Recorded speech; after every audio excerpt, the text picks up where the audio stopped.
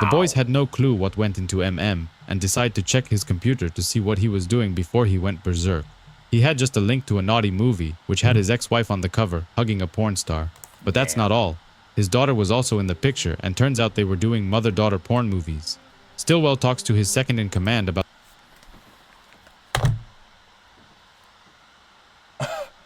That might be the worst thing I heard. Bro, oh my days. And the noose would be around my neck. Y'all, we are here to watch the entire Boys comic. I hear it's very different from the show. And a lot of people say that it's so edgy, it's terrible. Y'all love the Invincible comic reactions. We're going to go through this right now. If y'all see my outfit change throughout the video, I'm going to be reacting to this within different streams. So just know that's going to be the main reason why. Let's get into it right now. Make sure you like, comment, and subscribe. We are closing in on 40k subs, but if this comes out after that goal, we're going fit for 50k. So make sure y'all sub up. Let's get into it. Let's go. with Billy Butcher, sitting on a park bench watching superheroes fly over his head, remarking that one day he's gonna have his revenge. He wasn't alone. His dog Terror was by his side, happily following his master when he decides to leave. Somewhere else, Hughie Campbell was enjoying his day alongside his beautiful girlfriend Robin. Damn, Hughie looked chopped here. Been going out for over a month, and she decides to make the first move. Oh, I know what's crazy? Hughie looks more like, you know, the dad actor that the dad that acts Hughie's dad in the show.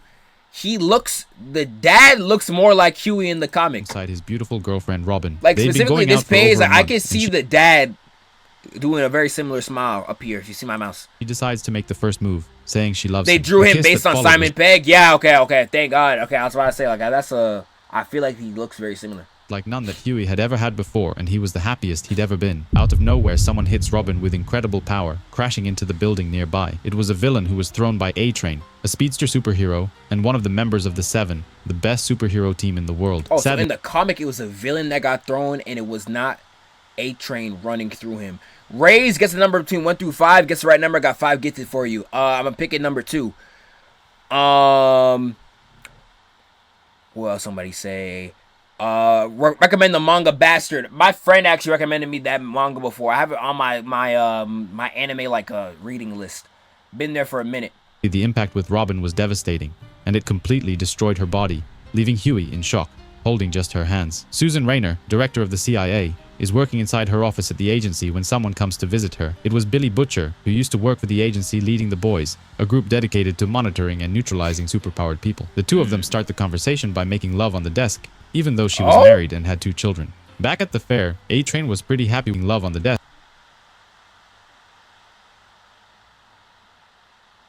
What the hell?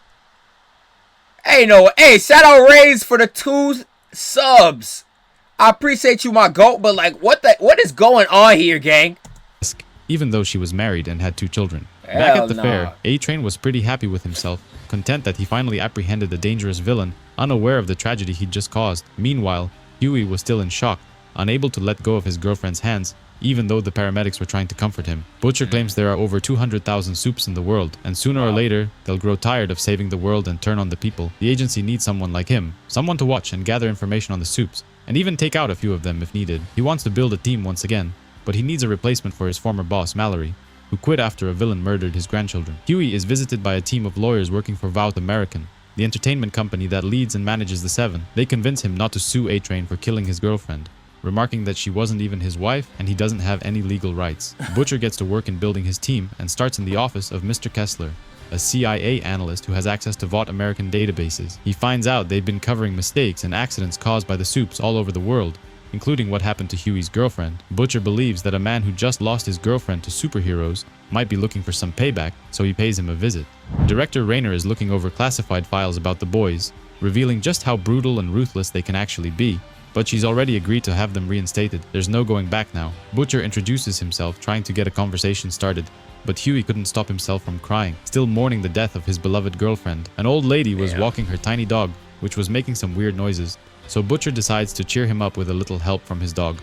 A few days ago, inside a small coffee shop, The Frenchman was peacefully having a coffee while reciting some poem. 3 bullies, sitting next to him, decide to mess with him, calling him a cheese eater. He puts on his glasses and goes off the rails, brutally attacking the bullies and acting like a wild animal. Butcher arrives, trying to recruit him to join his team again, and he couldn't be happier to see him.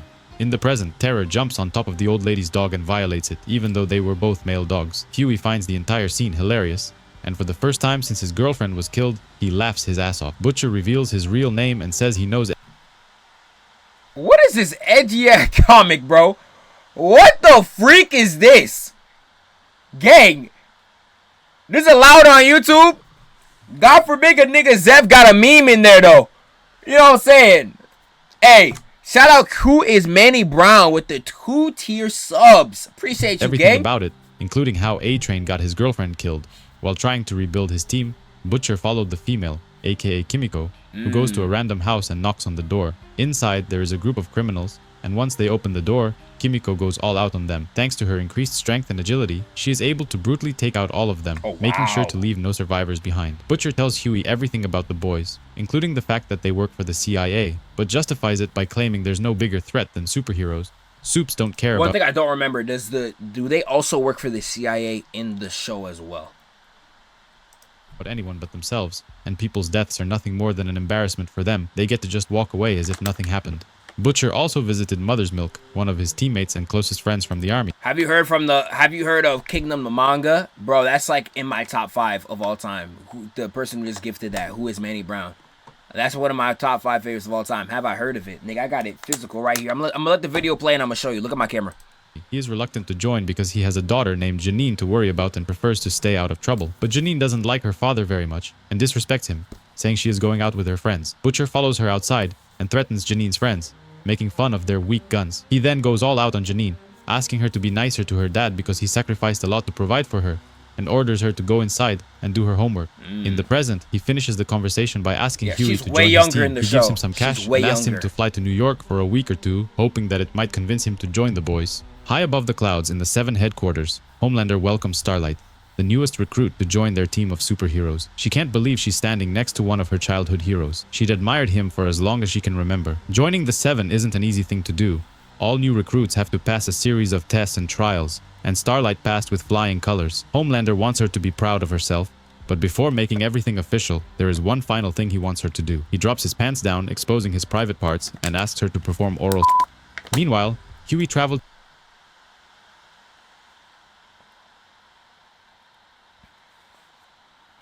So you tell me the moment I drink water, that's what happens. So the moment she joins, he says, suck it. Does she actually? Oh, hell no, bro. To New York City and rented an apartment in the South Bronx. Hell no, but this place bro. is literally a dump and there are crazy people everywhere. Butcher asks him to follow him because he knows a better place and gives him a new passport, claiming the agency arranged for him to become a US citizen. Starlight was in complete shock and couldn't believe what Homelander was asking her to do. She tries to run away and runs into A-Train and Black Noir, asking them for help, thinking that someone was mind-controlling Homelander. Or maybe he was... All of them have it out?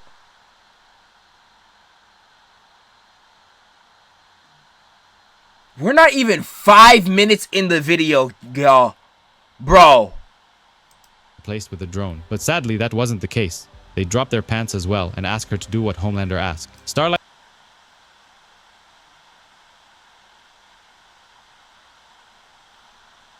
Hell no. Bro, I feel so bad for her, bro. I feel so bad for her, bro. Starlight's entire image of the 7 was completely ruined.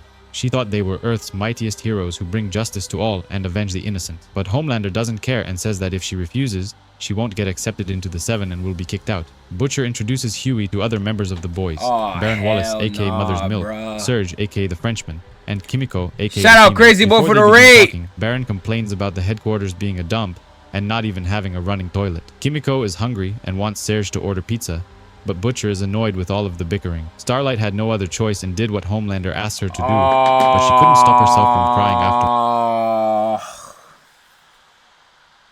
No.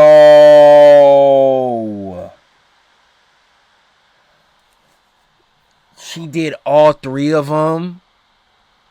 Yo, I don't even want to see this, gang. Yo, hell. Hell nah. Look at her. I don't want to go back and look at her face again, bro. Nah. Bro, I feel bad. Hell no. Afterwards, she sees Queen Maeve in the bathroom and introduces herself, but Maeve just tells her to piss off. Butcher briefs everyone on the Teenage Kicks, a team of younger superheroes with questionable backgrounds. He wants the boys to spy on them and see what they do when the masks come off, maybe even take out a few of them, remarking that nobody is going to miss them anyway. After a successful mission, the Kicks organize a big orgy amongst each other, celebrating the best way they know how. They were running from room to room, changing partners and screaming change every time they wanted to try someone new. Every member had their own little kinks and perversions. And the women were making every one of their dreams come true. Hughie was watching everything from the building next door. Man! Bro, see, I heard this comic. The guy who made the comic hated superheroes, so he made this, like, kind of just, like, express his hatred. Bro! Was he hating superheroes, or does this nigga have, like, a kink or something? What's going on, bro? Celebrating the best way they know how. They were running from room to room, changing partners and screaming change every time they wanted to try someone new. Every member had their own little kinks and perversions. And the women were making every one of their dreams come true. Hughie was watching everything from the building next door, gazing in complete shock at what he was seeing. Meanwhile, the Seven have their first official meeting since Starlight joined, and Homelander wants her to say a few words. A-Train makes slurping sounds, insinuating what she had to do to get accepted in the first place. The Deep wonders why Homelander, Queen Maeve, and Black Noir receive a higher share of the merchandising sales, but that's because they are the that's how Deep look like? That's how Deep look like in the comic? Who this nigga? Hold on. That translucent? Queen Maeve and Black Noir receive a higher share of the merchandising sales, but that's because they are the big three, the main superheroes, who ultimately sell more than anyone else on the team. Hughie tells Butcher everything the Kicks have been up to during the orgy, but he knows all about it, claiming they do this quite often. Hughie also notices the girls were doing but the had a different color. They were blue. Homelander scolds A-Train for making fun of Starlight during the but the had a different color. They were blue. Homelander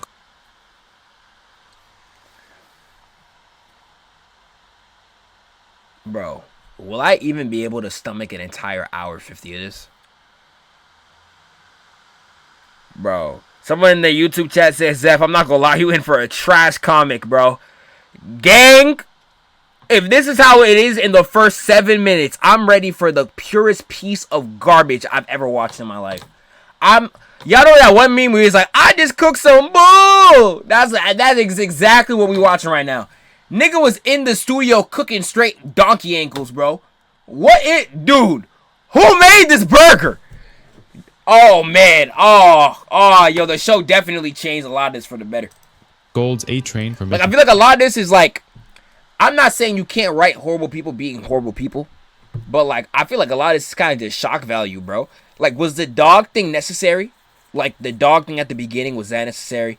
Like, I'm not saying you can't talk about nasty subjects. Like, I don't say, okay, you have to completely write out the sexual harassment of Starlight.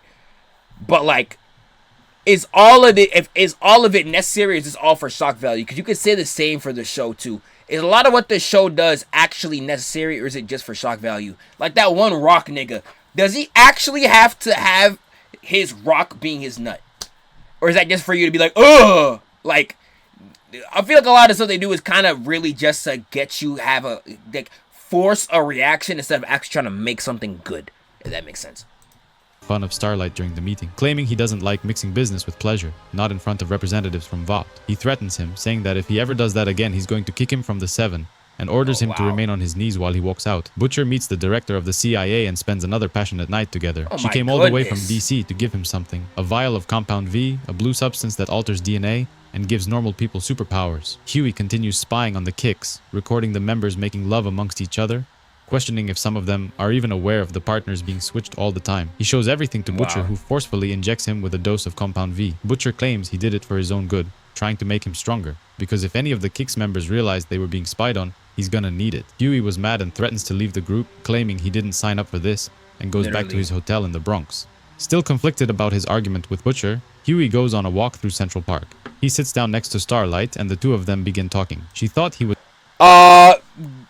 Garth Ennis... It's West with another $5 dono, by the way. Garth Ennis the creator of The Boys, is a weird case because he absolutely hates superheroes with all of his heart, but loves Superman. I don't get it. Why does he hate superheroes though? Like hate superheroes enough to make something like this? Is British. What did superheroes do to him? He is from Scotland and came to New York City because of work. He doesn't know if he should take the job, remarking that he doesn't like the people he's working with, and Starlight totally understands. The two of them hit it off and have a pleasant conversation, but she doesn't mention who she really is. Meanwhile, the teenage Kicks are arguing amongst each other after the boys sent them an email containing all the evidence they've collected for the past week. The boys were dying of laughter, hearing the supes fight amongst each other while looking over the files. But to make things worse, the second email says they want to randomly expose one of them unless they pick the person who gets exposed. While they decide, Hughie and Butcher grab a quick lunch at one of the best burger shops in the city. Hughie wants to stay and finish this mission, claiming he still hasn't decided if he plans to permanently join the team or not. Teenage Kicks picked Shoutout to be the member who gets exposed, organizing a press conference where he confesses he is actually gay. Homelander watched the entire scene live and thinks that someone is behind all of this. They chose the black one, man. Ain't no freaking way. He knows the boys are behind this but remains vague, refusing to share the details with the newer members of the team. He did, however, send an email to the Teenage Kicks, accusing Butcher and his people of sabotaging them. Big Game, the team's leader, confronts them, claiming he's gonna put all of them in the hospital for daring to come after them. But Butcher is unfazed and laughs in his face, claiming he can't wait for them to fight. Butcher goes straight for the leader and headbutts him, instantly breaking his nose. The other members follow his lead. And these guys don't show up in the show at all. There's no Teenage Kicks in there. I wonder why they're written out. Because they go straight for translucent. A brutal fight erupts, but while the Kicks are just superpowered humans, the boys are trained soldiers who know how to cause a lot of pain. Mother's Milk and Frenchie team up and incapacitate two of the supes, while Butcher grabs Shoutout by the balls. However, Hughie wasn't doing too good, and Blonycock jumps him, threatening to poke his eyes out. Hughie is not used to fighting and panics, stabbing the supe through the abdomen and instantly killing him. They weren't supposed to kill each other, just beat each other up, but this was an accident. Shoutout burns Butcher's face, which pisses him off, and he goes all out, breaking both of his hands. While Blonycock laid lifeless on the ground, a small hamster crawled out of his belt and started eating him. Hughie feels sorry for the small animal and takes it with him, while Butcher stays behind to deal with the police, who quickly show up. The next day, the Teenage Kicks organize a funeral for their killed teammate, and the entire ceremony was being televised. The Young Americans' leader said a few nice words, while Adam Fleischer, spokesman for Vote American, remarks that Blarney was a friend of the Seven and will be remembered forever. Even though it was self-defense, Hughie feels bad about killing a man and wants to quit and fly back home. Butcher decides to tell him the real reason why he joined the boys. His wife Becky was violated by a supe, but she didn't tell him about it and kept it a secret. One night he woke up and her guts were all over the bed, and a super fetus was crawling out of her stomach. He had to kill it with his bare hands and has the scars to prove it. Ever since that day, he's hated supes and vowed to take out the one responsible for killing his wife. He claims the government and the army are afraid of... That is 30 times more gruesome than the show. Oh my god. That is 30 times more gruesome than the show. Bro. That is 30 times more gruesome than the show, nigga. Ain't no freaking superheroes way. And choose to let them be. That's why their job is so important. There needs to be someone that keeps them in check, and the boys are the only ones who can do this. Homelander gives a press conference introducing the newest member of the Seven to the public. Vought decided to make Starlight's costume a bit more revealing, claiming she wasn't sexy enough for the general public. Issue 7 begins with Tech Knight visiting a psychologist, complaining that he can't stop humping things and needs serious help. He is one of the founding members of Payback, a superhero team that saves the world almost weekly. Everything started a few weeks ago when he and his team were out on a mission. Out of nowhere, he realized that Mindroid has a great ass and felt an uncontrollable urge to do something about it. So he pleasured himself while flying. He got suspended because of this, and ever since that day, he's humped anything he could get his hands on, including... Yeah, I'm about to turn this off.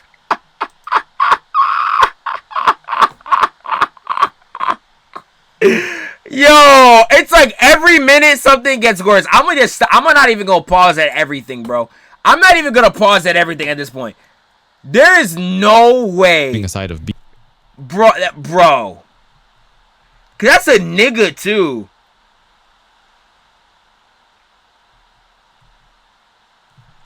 A few weeks ago when he and his team were out on a mission. Out of nowhere, he realized that Mindroid has a great ass and felt an uncontrollable urge to do something about it. So he pleasured himself while flying. He got suspended because of this, and ever since that day, he's humped anything he could get his hands on, including a side of beef, his niece's chinchilla, a hole he found in the wall of his cave, and more. Tech Knight claims he is not gay, but he's in danger of permanent exclusion from the world's second greatest super team. Ladio, his sidekick, heard him humping the tailpipe of his car last night, but luckily, he's not the sharpest knife in the drawer, so he made up a crazy story.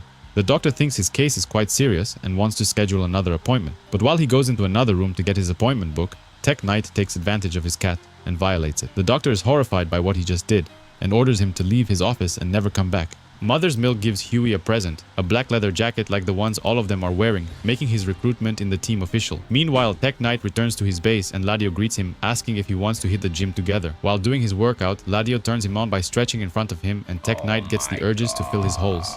Butcher takes Hughie to meet. Ain't that a little kid? That nigga look like a little kid. Oh my god. Him on by stretching in front of him and Tech Knight gets the urges to fill his holes. Butcher takes Hughie to meet one of his contacts, an old man living under a comic book shop, aka The Legend. The old man wants him to track the person responsible for pushing his grandson off a rooftop 6 months ago. The police haven't been doing much, and he believes he was sleeping with Swingwing, one of Tech Knight's sidekicks, the one before Ladio.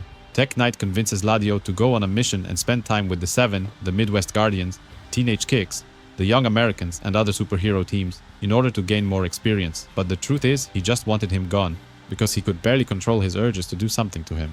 Back at his mansion home, Tech Knight begs his butler to reconsider quitting, saying he's been working for his family for 37 years. But there's been an accident. Last night, Tech Knight had one of his urges again, and violated the butler's right ear, and he is unable to hear properly ever since. It's a butler's job to take care of his master, from cooking dinner to washing his clothes, and even putting him to bed when he comes home drunk.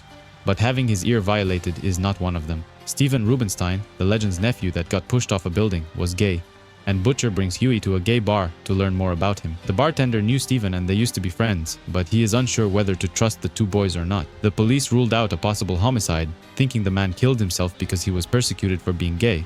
But the bartender thinks otherwise. He remembers seeing Swingwing coming to the bar a few times, and one time he even brought Tech Knight, who loathes gay guys and couldn't wait to leave. The bartender isn't sure if Swingwing is gay or not, saying he comes across as somewhere in between flirty and patronizing. Later, Hughie confesses that Butcher surprised him. He thought he would be more uptight about being inside a gay bar, but he was the total opposite. Mother's Milk claims Butcher doesn't hate gay people. He doesn't hate anyone unless he has a reason to. Eventually, they decide to give Tech Knight a visit in his giant mansion, but he had to open the door himself, because he didn't have a butler anymore. Butcher, however, knew his secret identity and asked if they could have a few words in private. The boys walk inside his home and act as if they live there, with Butcher leading the way towards the library. He knew exactly where the secret entrance leading to the tech cave was located. Apparently, a couple of years back, they captured one of the members of Payback and interrogated him, and he told them everything about Tech Knight, his secret identity, and his cave. The boys want to know more about his sidekick, Swingwing. They changed him so much in the show. If I'm not wrong, Tech Knight is the one who owns all the prisons in the show, correct? He's not out here touching no kids and getting hard off of any type of man booty. Because they think he murdered Steven. Tech Knight doesn't have a lot of information he can give them, but he confirms that Swingwing is gay. Hughie excuses himself because he needs to use the restroom and leaves the two men talking. Sadly for him, the bathroom was locked and the burritos he ate earlier were badly wanting to come out. Tech Knight refuses to answer any more questions and claims the security was triggered, so the two boys leave. Apparently, Hughie couldn't hold it any longer and defecated inside the cave. The boys find his entire ordeal hilarious and couldn't stop themselves from laughing, thanks to Butcher, who ratted him out. The newspapers exposed Tech Knight's secret identity, calling him a pervert for trying to violate his butler. Apparently, he couldn't keep a secret for long. The boys realized that he might actually be gay, and he killed Steven out of jealousy for going out with Swingwing. They go back to his mansion and surprise him by showing up in his cave uninvited. Tech Knight is already upset about the butler exposing him and wants to end Butcher. But they didn't come alone. The female was there as well, and she goes all out on him, destroying his costume and leaving him in a puddle of blood. Tech Knight claims he didn't kill Steven and that Swingwing isn't gay. He lied because he wanted them to go after him. It was Swingwing who told everyone about his problem, including the Seven, who declined his offer to join the team. The beef between them started a long time ago, when they and another female superhero friend had a threesome together. Swingwing enjoyed it a bit too much, which made him uncomfortable. And also, they both started liking this girl, and things haven't been the same between them ever since. They started fighting, and they've been at each other's throats ever since. That's also when Tech Knight's problems first started to appear. Something triggered inside him that made him lose all control. Hughie thinks that Swingwing is gay and doesn't understand why he just doesn't come out with it. They can't know for sure if he killed Steven, but they definitely need to find him. Thanks to the info from Tech Knight, they know where he lives now, and the boys pay him a visit. However, Swingwing doesn't want to answer any of their questions, and when Hughie gets a little cocky, he makes a run for it. He quickly catches up to him on the rooftop, but he didn't want to hurt him, because Swingwing and Tech Knight weren't supes, They were just regular people wearing special suits. After a quick beating, he finally comes clean and tells the truth about what happened to the legend's nephew. Apparently, Steven caught him changing suits on top of a building and found out his secret identity. He then confessed, saying he is madly in love with him and wants them to be together. Sadly for him, Swingwing wasn't actually gay. He just pretended to be one because he wanted his superhero image to attract the gay demographic. He got angry, saying he felt disgusted when Steven confessed his love and accidentally pushed him off the side of the building. Butcher says they won't turn him in, but instead, he wants him to become an informant for them. But while he was leading him on, he pulls out a pin that was connected to his flying tank. Later in the diner, Butcher confesses and says that the legend doesn't have a nephew, but he sometimes gets involved in these kinds of cases because he wants to do the right thing. Or maybe he wants to go after Supes. Nobody really knows. Issue 11 Hey, the begins truth, inside an I airplane, appreciate with the boys flying towards Moscow, the Russia. prime They were sub. using the Air Force plane, which wasn't very comfortable, but at least it was free thanks to the agency. They weren't alone, however. The plane was also transporting a bunch of convicts, and Hughie couldn't stop but wonder where they're gonna end up. Meanwhile, in another private airplane, the pilots were wondering about the buzzing noise coming from the main cabin. Their female passenger was Nina Namenko, a ruthless Russian mob boss who was pleasuring herself using an electric vibrator. After landing in Moscow, the boys go to see Vasily Voroshikin, aka Love Sausage, who was working as a bartender. Him and the boys are old friends and he was happy to see them. He politely asks everyone inside the bar to piss off, everyone except a guy named Flunky, who is useful to have around. Vazi used to be a cop, but also a supe, member and leader of the mighty superhero team, the glorious 5-year plan. Apparently some nasty villains with superpowers have been showing up, threatening people and causing trouble, but their heads exploded out of nowhere. Butcher remembers an old experiment from the 90s, when they injected soups with lethal doses. Would this be Newman? If the heads exploded, this would be Newman, right? Of compound V, causing their bodies to explode, but it was highly unstable. The boys investigate one of the bodies inside the morgue, and based on the man's tattoo, they figure he was a member of ROC, a nasty Russian crime organization. The group returns back to the bar and wait for Flunky to return with some pizzas through the freezing blizzard. But when Hughie opens the box of pizza, he finds Flunky's face inside. The ROC wanted to send a message and welcome them to Moscow, remarking that they aren't welcomed here. Nina arrives in Moscow as well and has a secret meeting in Hotel Tupolev with a strange man. The man informs her they are working on a formula of compound V, and they've refined it to about 98% plus. Sadly, it's not perfect just yet, and the few soups that were injected with it exploded. The entire meeting was secretly recorded by two guys who admire that man for being so calm, especially since Nina is very dangerous and has killed over 2,000 people. The man says that Washington won't interfere with her plans because the Americans will be busy with the elections next year. He asks her to keep her eyes on the prize and even calls her Tsarina Nina, which gets her kinda hot. Meanwhile, the people who murdered Flunky were hiding inside a car right outside the bar, but the boys were onto them. Frenchman gets close to the car and surprises them, killing most of them, except one. Nina goes to the bathroom and pleasures herself once again, while the two men watch everything via spying cameras. After interrogating one of the killers, they find out that Nina hired them to kill them, and also that she was having a meeting with a strange man at Hotel Tupolev. Mother's Milk goes straight to the hotel and waits at the bar, hoping to catch the mysterious man and find out who he is. Butcher and Hughie follow Nina to one of her secret warehouses, where she was keeping over 150 soups, armed and ready to strike at her given order. Butcher realizes that she probably wants to use them for a coup, trying to take over the government of Russia. Mother's Milk was able to take a few photos of the strange man that met with Nina, and Butcher instantly recognizes him, but he doesn't know from where exactly. They follow him and find out he wasn't working alone. Him and two other guys were having a conversation outside the hotel. The man realizes that he's being followed and calls Nina, asking her to finish the job and take out the boys before they get to him. Butcher follows the guys from the van who sneak inside Nina's private jet, trying to sabotage it. One of the guys was trying to plant explosives inside, not to kill her, but just as a backup in case she turns on them. While Butcher interrogates him, he finds one of Nina's giant dildos, but the man says that's nothing. He should see the one she carries around. Butcher sabotages his plans, but before leaving, he gets a little violent, trying to find out what deal they have with Nina and everything else about the V variant that blows people's heads off. The boys reunite back at the restaurant and Butcher tells them everything. The man they were following earlier works for Vought American. He's one of the high-end executives that even attends the 7 meetings. Nina injected her soups with compound V and wants them to attempt a coup. But when the moment is right, she plans to kill them by blowing their heads off, making her look like the hero in an attempt to get the public's sympathy and take over the government. But the truth is,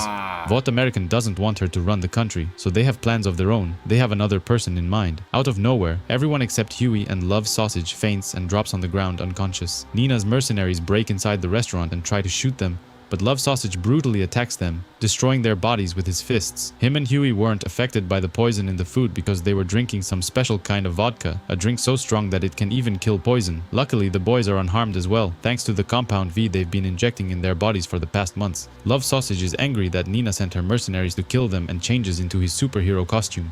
He then goes after one of the bosses that sent the mercenaries to kill them and breaks inside his office. He is attacked by a big guy, but unlike him, he has powers and easily breaks his hand. The boss runs away and they chase him down the stairs, but they aren't even sure where they are exactly. This place is actually a strip club filled with beautiful naked women, dancing and performing for lonely men. Even though Love Sausage is incredibly strong, he has a weakness. Getting an erection weakens his powers, and he can barely walk straight.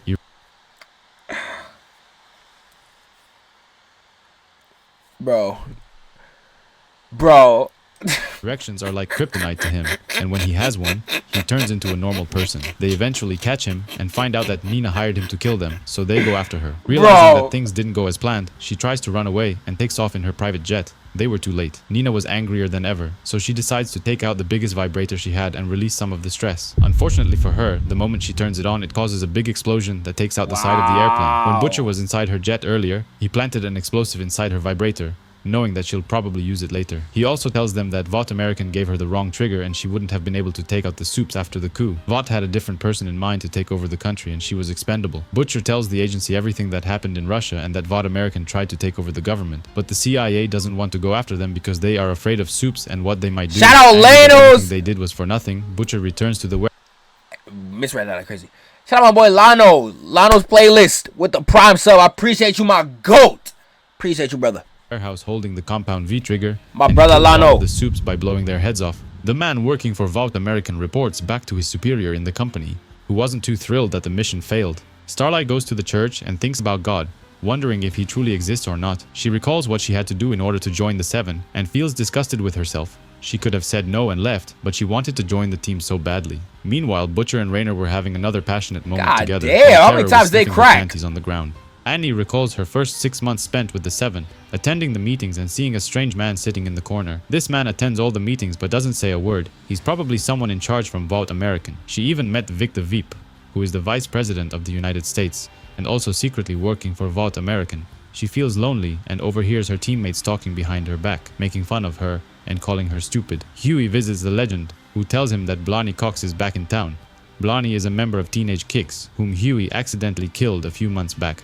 Just like in comic books, Supes come back from the dead, but his mind isn't what it used to be. The old man wants Hughie to kill him again, remarking that he'll consider it as a favor to him.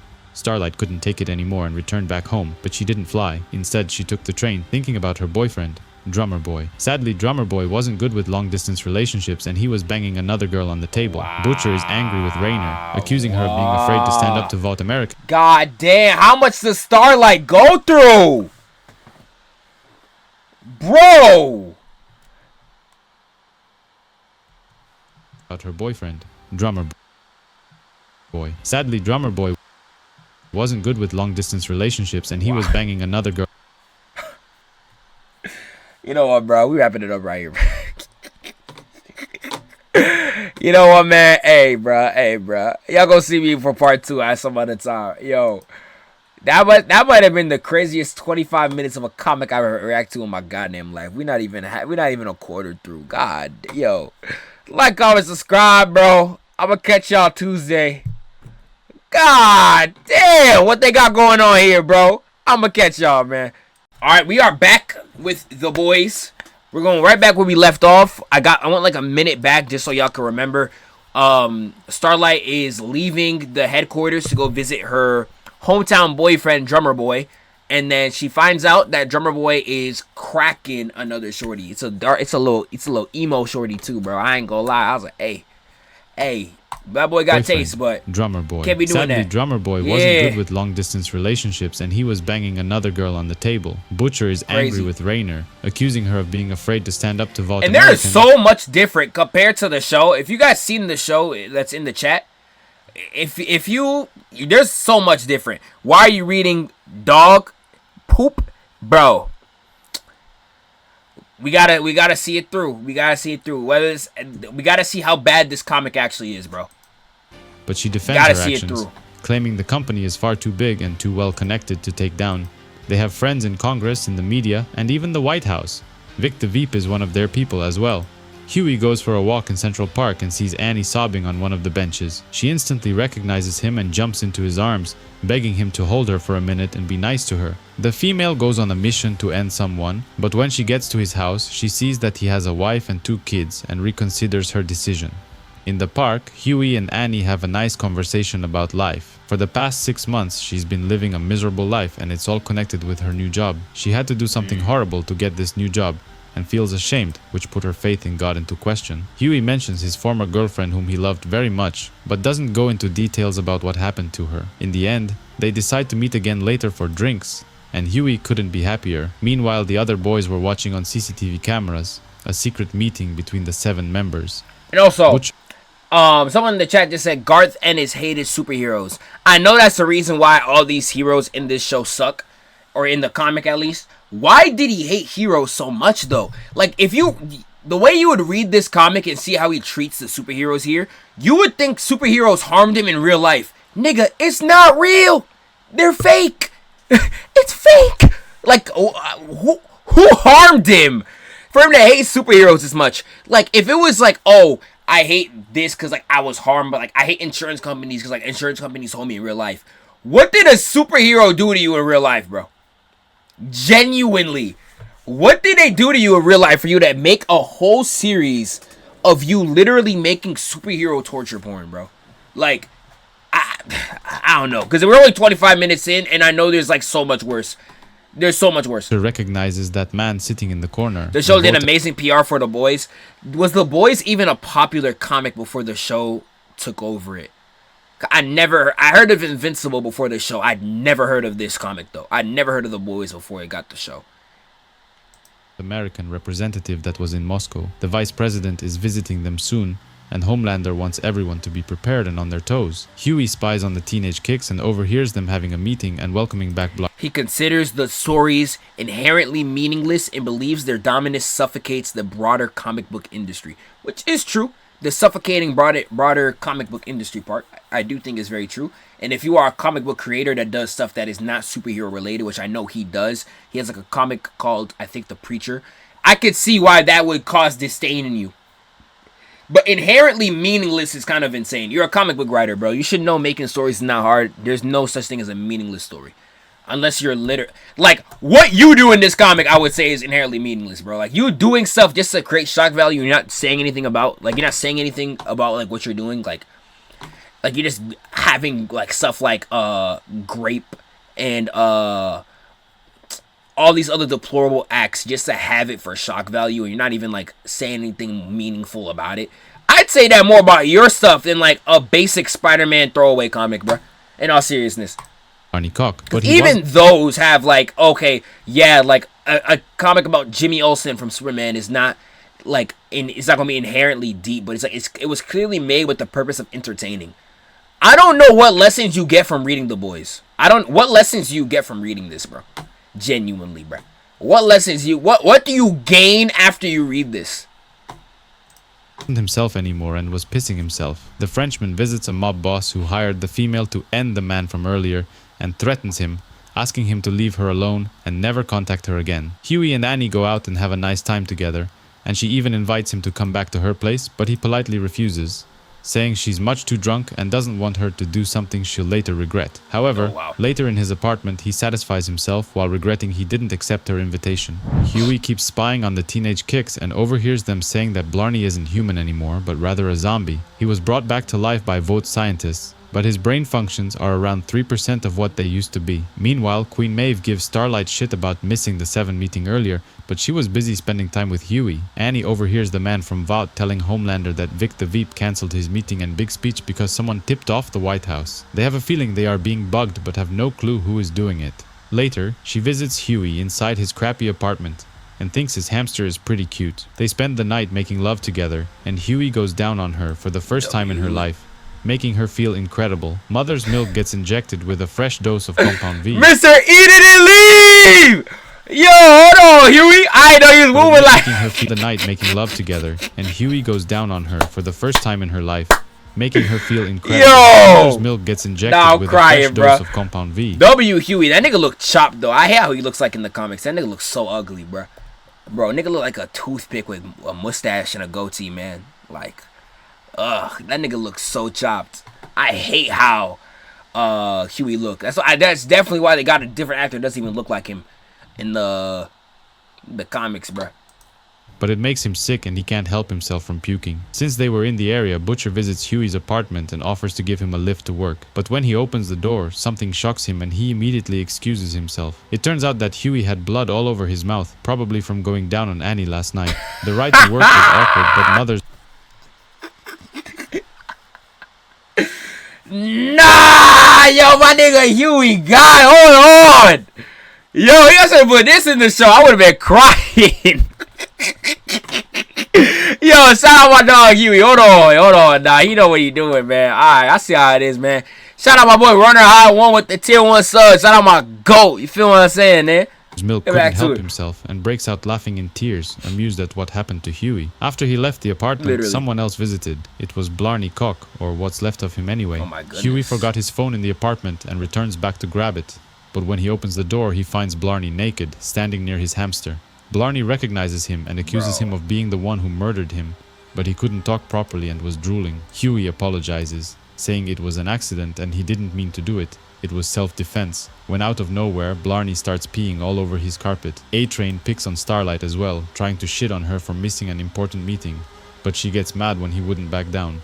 She makes a joke about his male organ and then storms out, happy with herself for finally standing up to them. Blarney wants his hamster back, calling it Herbie, but Hughie refuses to give it back, accusing him of animal cruelty for keeping it inside his arse. The two of them get into a heated argument and Hughie accidentally snaps and breaks his... He put it in his butt? neck. There's no way I heard that right. Inside his arse. The two of them get into to give it back, accusing him of animal cruelty. You used to keep him stuck up your... Yeah, bro. This is what I'm talking about. Nigga said there's nothing inherently meaningful about your stories. You're literally writing superheroes putting hamsters up their butt to keep. What are we doing here? What are we doing here? I'm telling you, yo, I'm gonna ask my boy. I'm gonna literally title this video when I post it on YouTube, the worst comic I've ever read in my life. Not even actually reading, but I can't even say I didn't actually read. When I watched the first part off stream, I read the first 25 to 27 issues. Like, I did actually go back and read. I can't even say I didn't read it. I actually did go back and read all of this, and then when we finish this video, I might even go back and read it all myself again, because there is some stuff that he didn't cover. But like, this is insane. For keeping it inside his arse. The two of them get into a heated argument and Hughie accidentally snaps and breaks his neck. But he didn't die, mostly because he was already dead. Eventually, Blarney drops on the ground unconscious and Hughie had to figure a way to get rid of the body. The Deep visits the boys, saying that Homelander sent him, accusing them of leaking the VP's visit to the White House. They want to know if the truth still stands because from the looks of it, they aren't keeping their end of the bargain. Butcher isn't interested in talking to him and blows him off. Hughie decides to get rid of the body by burning it, but he used a bit too much gasoline and it nearly burned his eyebrows off. Butcher watched the entire thing from the shadows, but he didn't interfere. He wanted to let him do this alone. Hughie says he finally met someone, a beautiful girl who he really likes, but it's in the worst possible time of his life when all these bad things keep happening around him. After dealing with the zombie superhero, the legend agreed to tell Hughie everything he wants to know about Vought American, starting all the way from the Second World War. They began as a company by making weapons for the army, but they weren't very good at it. And when airplanes started breaking apart, many soldiers died because of this. Homelander and the boys arranged a meeting, and he wanted to know what was the problem. Meanwhile, back at the 7 headquarters, Starlight and A-Train were left in charge of cleaning up the place, but they are both shocked to find Lamplighter locked inside one of the rooms. Homelander knows they went after Teenage Kicks and even leaked the info about Vic the Veep to the White House, but he can't understand why they did it. Starting a conflict again would most likely cause both groups to be destroyed. So what reasons could Butcher have to risk everything? Now moments like this is like, bro, if I was Homelander personally, I would just murk him. Like, what do you gain? What do you lose? Butcher's right in front of you, bro. He has no V. Just laser him, call it a day. If I was Homelander. Were also involved in the Vietnam War, making inadequate weapons, but they didn't care as long as the money was flowing. But this time they went too far and they got exposed, causing the company's stock to plummet. 3 years later, there was a meteorite strike in Wyoming, which prompted the company to change its name to Vought American, and it was all thanks to Homelander. Lamplighter had been ended months ago, but was brought back as a zombie. Oh, just so the like meteorite Ronnie was Tuck Homelander. Starlight feels So in the comics, Homelander's an alien. He's not someone made in a lab.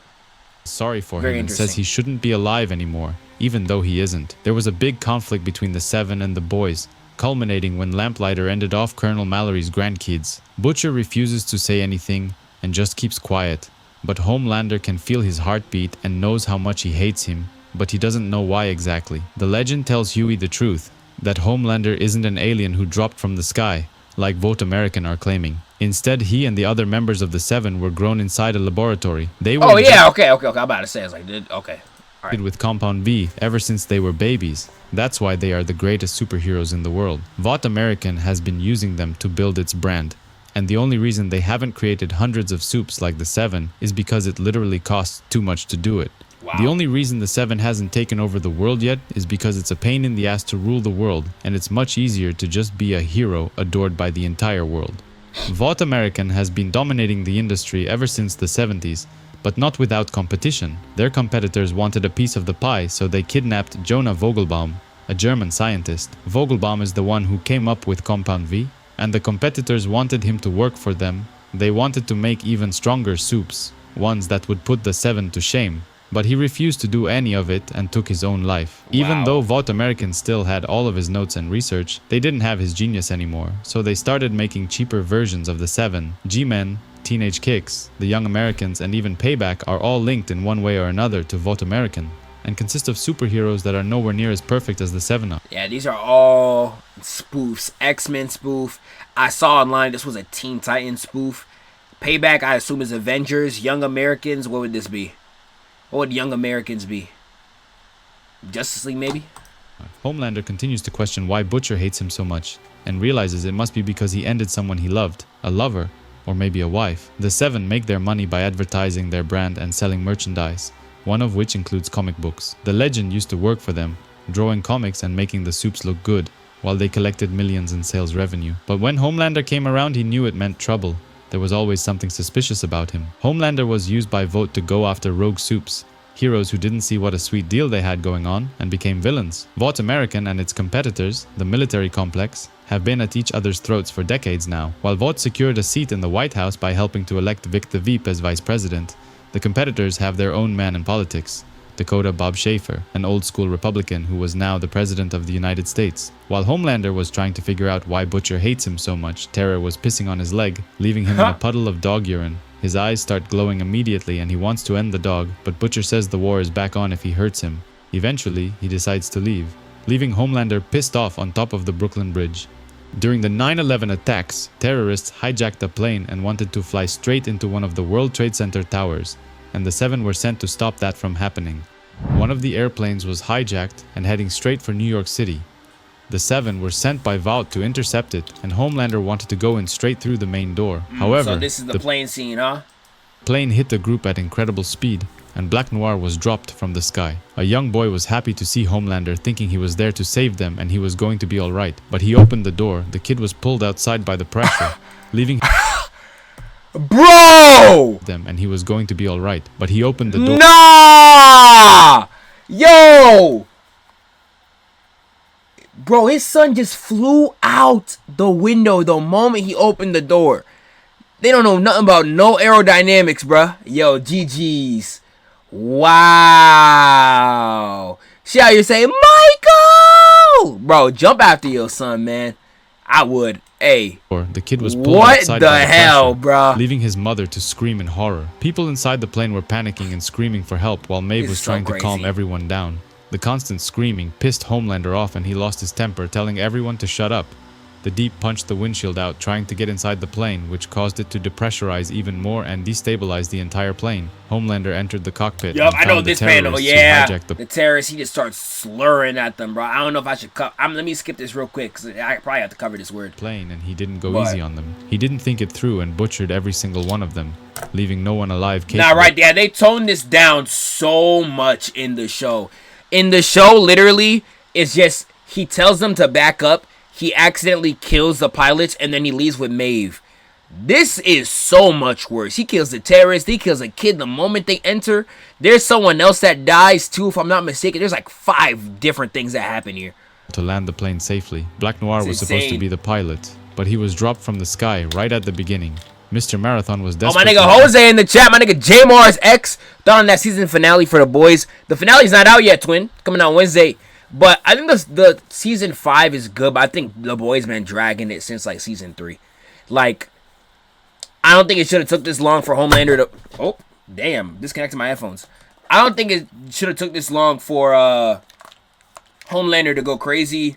There's a lot of things I think that the show just been dragging it on for real. Like, I think season 4 should have been the end. Season 4 should have definitely been the end.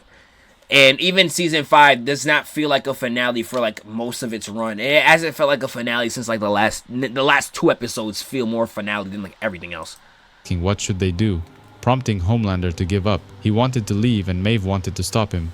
But that was a bad idea. He goes back to the airplane's door and wants to fly away. But Marathon grabs his legs and holds on tight. As Maeve was still inside the cockpit heading towards the city, Marathon was holding on to Homelander's feet, but he threatens to destroy him with his heat vision if he doesn't let go. Eventually, Homelander decides to save him and takes him on his back, but the plane was still heading towards the city, threatening to end thousands of people. He flies towards the plane, trying to hit its tail and divert it away from the city, but the impact with the plane instantly decapitates Marathon, which instantly ends him. Left without its tail, the airplane headed straight towards the Brooklyn Bridge, causing a massive impact which destroyed the bridge. The legend claims that the president played everything by the books. He ordered planes to take down the other planes that were hijacked, but someone gave the order to let the 7 handle the last one. Legend can't figure out who gave this order, and he wants to know what happened in the White House that morning.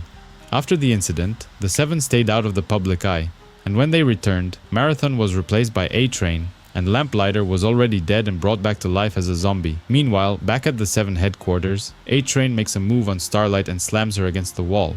He then pushes her on the floor and takes his pants off, wanting to take advantage of her. But she defends herself, using her powers to Is that all y'all niggas do? Bro, is that all y'all niggas do?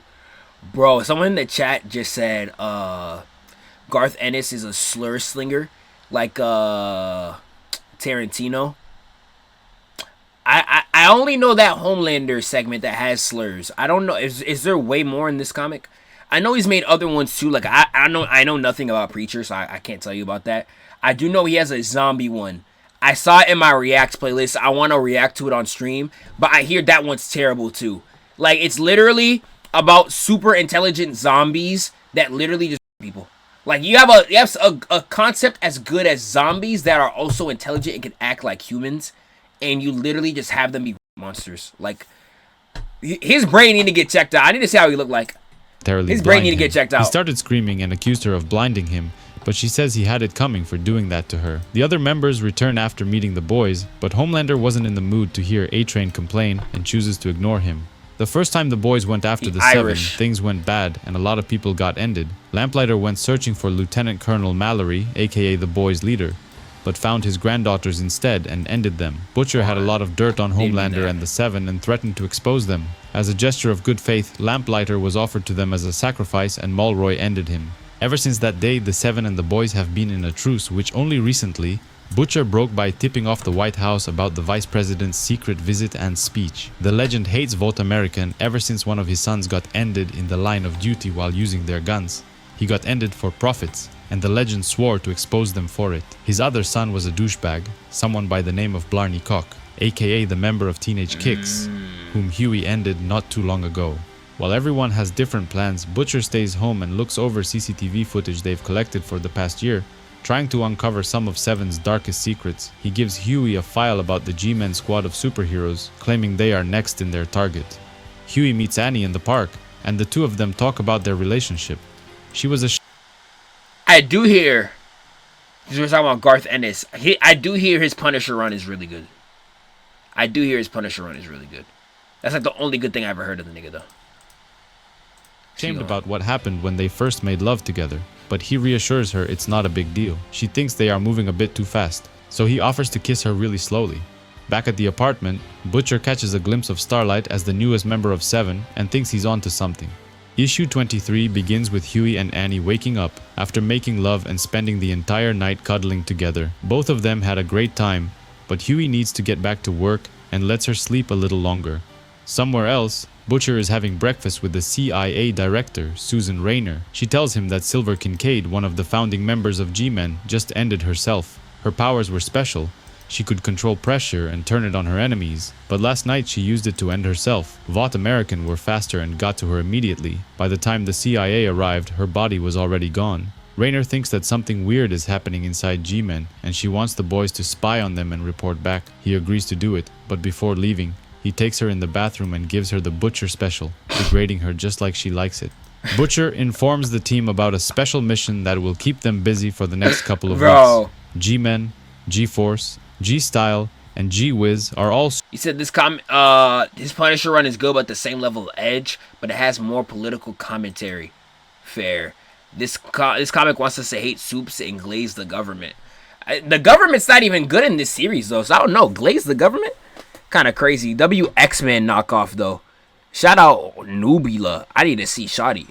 I need to see who Shoddy is. Superhero teams controlled by Vought American, and they generate a lot of profit for them. The members are mostly teenagers, just like the Teenage Kicks, and are branded as outcasts. John Godulkin is the one who put together all these teams, and they want to spy on him. But to get to him, they need to infiltrate one of the teams.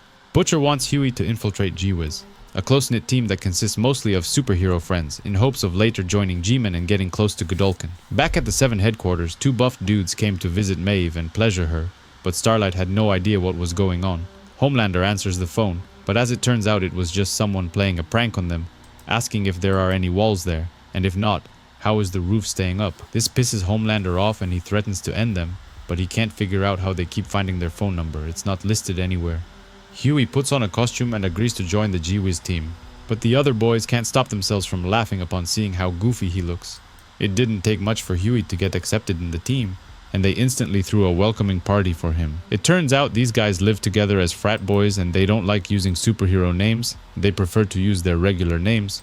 One of the members was there before all of them. Many years ago when he joined, they asked him to shave the snow leopards at the Bronx Zoo, but he was badly injured, and ever since, he's been hanging out with the G-Wiz. One of the members gives Hughie a tour of the house, showing him the porn room, where they have a giant collection of over 20,000 movies. The legend is the one who provided the false papers that say that Hughie was sent over by Vought American to join the team, and until they figure out he isn't a real superhero, he will be long gone. Meanwhile, Mother's Milk investigates Silver Kincaid's suicide, one of the founder members of G-Men. Maeve was done. This comic is just shock value, literally. And asks Starlight if she legitimately wants to have a go with just shock she value. Wasn't in the mood. It turns out that the people calling the Seven headquarters and pranking them are actually the G-Wiz members. They make fun of Jack from Jupiter and Homelander.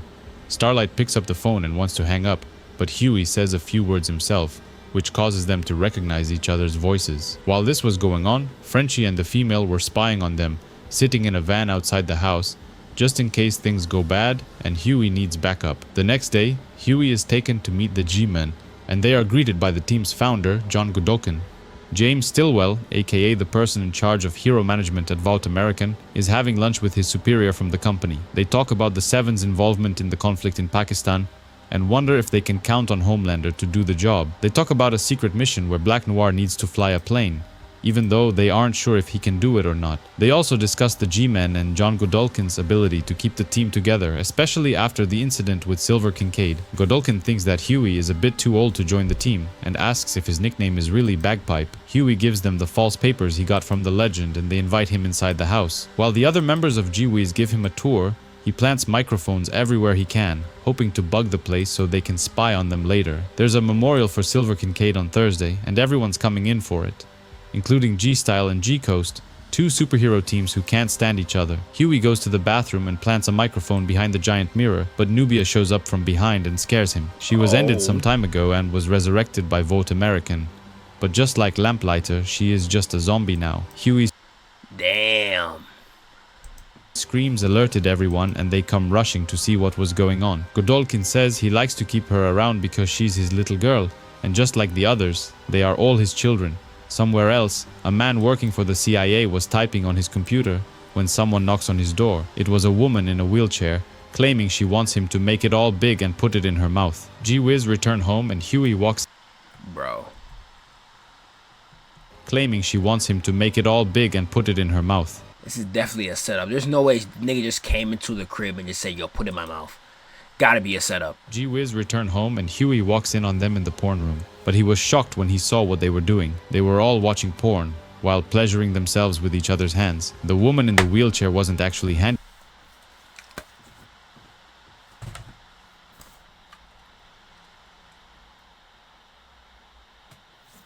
We got an hour left, chat. We got an hour left. Silver Skippo with the $5 dono on YouTube. I recommend watching Jet Stop's Defense of the Boys comic for different perspective on the comics. He gives a lot of context that the video doesn't. We might have to. I don't know. I might even watch that while I edit or something, bro. Oh my gosh. What are we doing? Hooker hired by Butcher to distract the man and keep him busy. While he was out of his apartment, Butcher snuck inside his home and stole the hard drive from his computer. The next day, Hughie walks in on the G-Wiz having a bath together. But they were doing much more than just washing themselves. Even though his mission was over, after he planted enough microphones inside the G-Men mansion, he tells Butcher he wants to stay on the team a little longer. He kinda likes the guys, saying they aren't bad people like the other supes, and he wants to help them. Godulkin invites his team to brunch and tells them a brief history, saying the Europeans invented it. The other members quickly change the subject to business, complaining that there are too many G-Men teams out there, maybe 8 or 9, with each having 7 guys per team. The more members there are, their revenue decreases, because what they earn gets shared between all of them. Somewhere else, Hughie and Annie spend the afternoon together and make love in the forest. She's never done it outside, and Hughie wants to make a list of all the other places she hasn't done it yet. Yo, I ain't gonna lie. Yo, he had Hughie living a life, though. You got a blonde bombshell. You just cracking everywhere. I ain't gonna lie, that nigga living life. I can't lie. The only person that could legitimately, I could say in this comic that is living a good life right now is Hughie. That's it, bro. You lost your girl, you got somebody better, and like you're not doing anything crazy. Like how they got how they got him doing the show. All he did was, yeah, he had to walk in and see that little porn room incident, and you had to wear that stupid costume. But so far, and he did get beat up at the beginning. There was a hero that almost killed him near the beginning. Besides that, though, I ain't gonna lie, his life pretty good, man. Maybe they could try it. Compared to everybody else. He looks over the hard drive he stole earlier and finds something shocking that makes him drop his coffee. Mother's Milk continues his investigation into Silver Kincaid's suicide, which leads him to an old farm where he meets an old man. Before dying, she mentioned a man named Paul, and Mother's Milk believes that man is the key to finding out the reason why she ended herself. On their way back, Annie asks Hughie what he thinks of heroes, but he plays it cool, claiming they're nothing more than celebrities to him. She wanted to see his reaction, because so far she's kept her superpowers a secret from him. G-Men talk about the upcoming ceremony, afraid that G-Style and G-Coast are gonna be at each other's throats the entire time, and it's their job to keep them in check. G-Style already arrived and one of the heroes drops by to say hi, while 5-0 welcomes him. The thing that Butcher read on the hard drive made him so angry that he couldn't control himself and he punched the monitor. The old man talking to Mother's Milk used to be a father, but his daughter disappeared a long time ago when she was just a little girl. Someone kidnapped her while she was waiting for ice cream in front of an ice cream shop, and no one has seen or heard from her ever since. During the conversation, Mother's Milk realizes that the little girl was none other than Silver Kincaid, who later turned up as a member of the G-Men under Godulkin's leadership. Hughie and the G-Wiz go into town to celebrate St. Patrick's Day, where everyone was getting drunk and having fun. After having way too many beers, the team goes inside a bathroom and starts pissing on each other. Randall asks Hughie to unzip his pants and join. Dude, I can't even pause on everything that's happening, which is so crazy. I can't even pause on everything. This video would be so long. I can't even pause and give a reaction to everything. What do you want me to say? What do you want me to say? What's the point of this, bro? In on the fun, but he couldn't. The whole scene was disgusting. Later, he meets with Butcher at the bar and talks about them, saying that all of them were orphans when Godulkin found them and recruited them to be members of G-Style. They were raised to be members of the team and have no experience at real life. They don't have boundaries or know anything about what's sexually appropriate. Even so, he thinks that most of them are nice guys, but they act as if something was done to them. Butcher wants him out of the team, claiming that Vought American began asking questions, and sooner or later he's gonna be exposed. The ceremony in honor of Silver Kincaid is nearly there, and G-Style and G-Coast are at each other's throats. Apparently, the whole conflict started 1 year ago, when someone said some nasty stuff about the others, and they've been hating each other ever since. Godulkin calls Stillwell and asks him for a favor. He wants Vault American to use their resurrection technology and bring back Silver Kincaid from the dead. Meanwhile, over in his mansion, he was raising a new generation of G-men. The ceremony in honor of Silver Kincaid is nearly there, and G-Style and G-Coast are at each other's throats. Apparently, and they've been hating each other ever since his mansion. He was raising a new generation of G-men, which Stillwell had no idea he was doing. Nonetheless, he refuses to bring her back to life, claiming the process is far too unstable. Just look at what happened to Lamplighter and Nubia. After hanging up, he gets a file with pictures of Hughie, exposing him for being a member of the boys, while also trying to be part of G-Wiz. The G-teams attended the ceremony in honor of Kincaid, but everyone was bored to death and passing around blunts between each other. King Helmet says a few kind words about her, claiming she was a true lady, one that a brother could respect. However, he makes a joke about the bouquet of roses brought by the G-Coast team, which prompts them to call him out, and a fight erupts between the members. G-Wiz were complaining that one day they will have to split up and join one of them, saying they don't want to end up like them. Frenchie informs Butcher that Hughie attended the ceremony, even though he told him to quit the team because he was exposed. Stillwell informs his boss that Godulkin can't be trusted anymore. He wants to resurrect Kincaid even after what happened to Nubia. G-Men members are starting to lose control and cause trouble for the company. One way or another, things need to change because the Seven can't be blamed for what the G-Men choose to do. At nighttime, the team was happy that the ceremony was finally over, and they couldn't wait to get the hell out of there. However, they stopped the car in the middle of the forest and asked Hughie to get out. They found out he didn't actually want to be one of them, but was rather spying on them for information. Hughie defends himself, claiming he knows they are better than the others. Even though they are on the same team, they don't hate each other like the rest. They're just a bunch of kids. Randall doesn't care and asks Blochowski to end him using his toxic breath. Damn. But luckily, it was easy to dodge. This was Hughie's lucky night, because the Frenchman and the female come to his rescue and easily take out most of the G-Wiz members. Mother's Milk arrives as well and interrogates the last surviving member, demanding to know where the G-Men come from. He knows that Silver Kincaid wasn't an orphan, but rather she was kidnapped from her family when she was just 10 years old. He knows the same thing has happened to every other member and wants to know what Godulkin did to them to end up like this. The kid tells them everything, that Godulkin kidnapped them from their families when they were just kids, but he wasn't violent. He promised them candy and toys, and they willingly went along. However, after a few days they all became homesick and wanted to leave, but he wouldn't let them, saying they are G-Men members now. They were injected with Compound V almost every week, and sooner or later, all of them developed special powers. They grew together as friends and liked all the attention and toys they were getting, and eventually they even forgot about their families. But Hughie was curious to know why some of them go mental. What was wrong with them? It turns out that Godulkin was abusing them early on and nobody was there to stop him. Sometimes the older members joined, and even though it was horrible, none of them wanted to leave when they grew up. They liked being G-Men, having money, power, and all of their needs taken care of. Out of nowhere, someone opens a portal and punches him through the mouth, ending him on the spot. All of the G-teams were alerted. Hold on, Mr. Soapman 8211, $2 don't know. Chill, bro. He was on like 9 pounds of cocaine. I don't know who you're talking about. Who was on 9 pounds of cocaine? Who you mean? To their presence and rushed outside to deal with them. Hughie was angry as hell and convinces the other boys to follow him into battle, determined to stop Godulkin and his degenerates. Clearly, they stand no chance against an army of supes who thought they were out of their minds. Suddenly, the place is surrounded by a team of special soldiers who attack the supes, firing at them with an onslaught of bullets and ending without discrimination. Machine guns, rocket launchers, and even flamethrowers. No expense was spared at taking them out. In the end, Stillwell gets out of his helicopter and comes to talk to Butcher, saying that they can clean up their own shit. The G-Men were too much of a liability for Vote American, and the only superhero team that truly matters are the Seven. The next day, the company didn't waste any time and promptly showed up to clean up the frat house where G-Wiz used to live. Stillwell was informing his superior that all of the G-members were dealt with, all except the new kids who were being trained by Godulkin. The mercenaries hired to do the job had their limits, but he found a way around it. All of the kids were gathered together and placed inside a container, then dropped from an airplane above Iceland.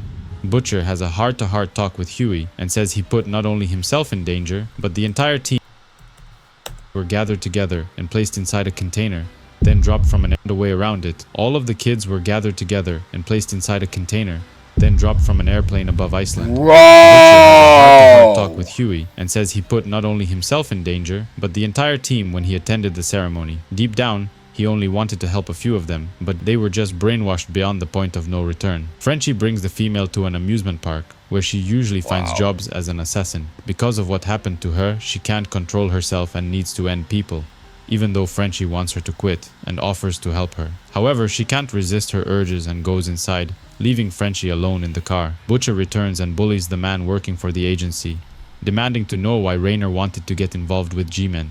It turns out that Silver Kincaid was working for her, spying on the G-Men while also being a member. When Godulkin got suspicious, she wanted to stop. However, Raynor convinced her to keep going. In the end, the pressure got to her and she took her own life. Stillwell visits the Seven and has a private conversation with Homelander, informing him of what happened to the G-Men.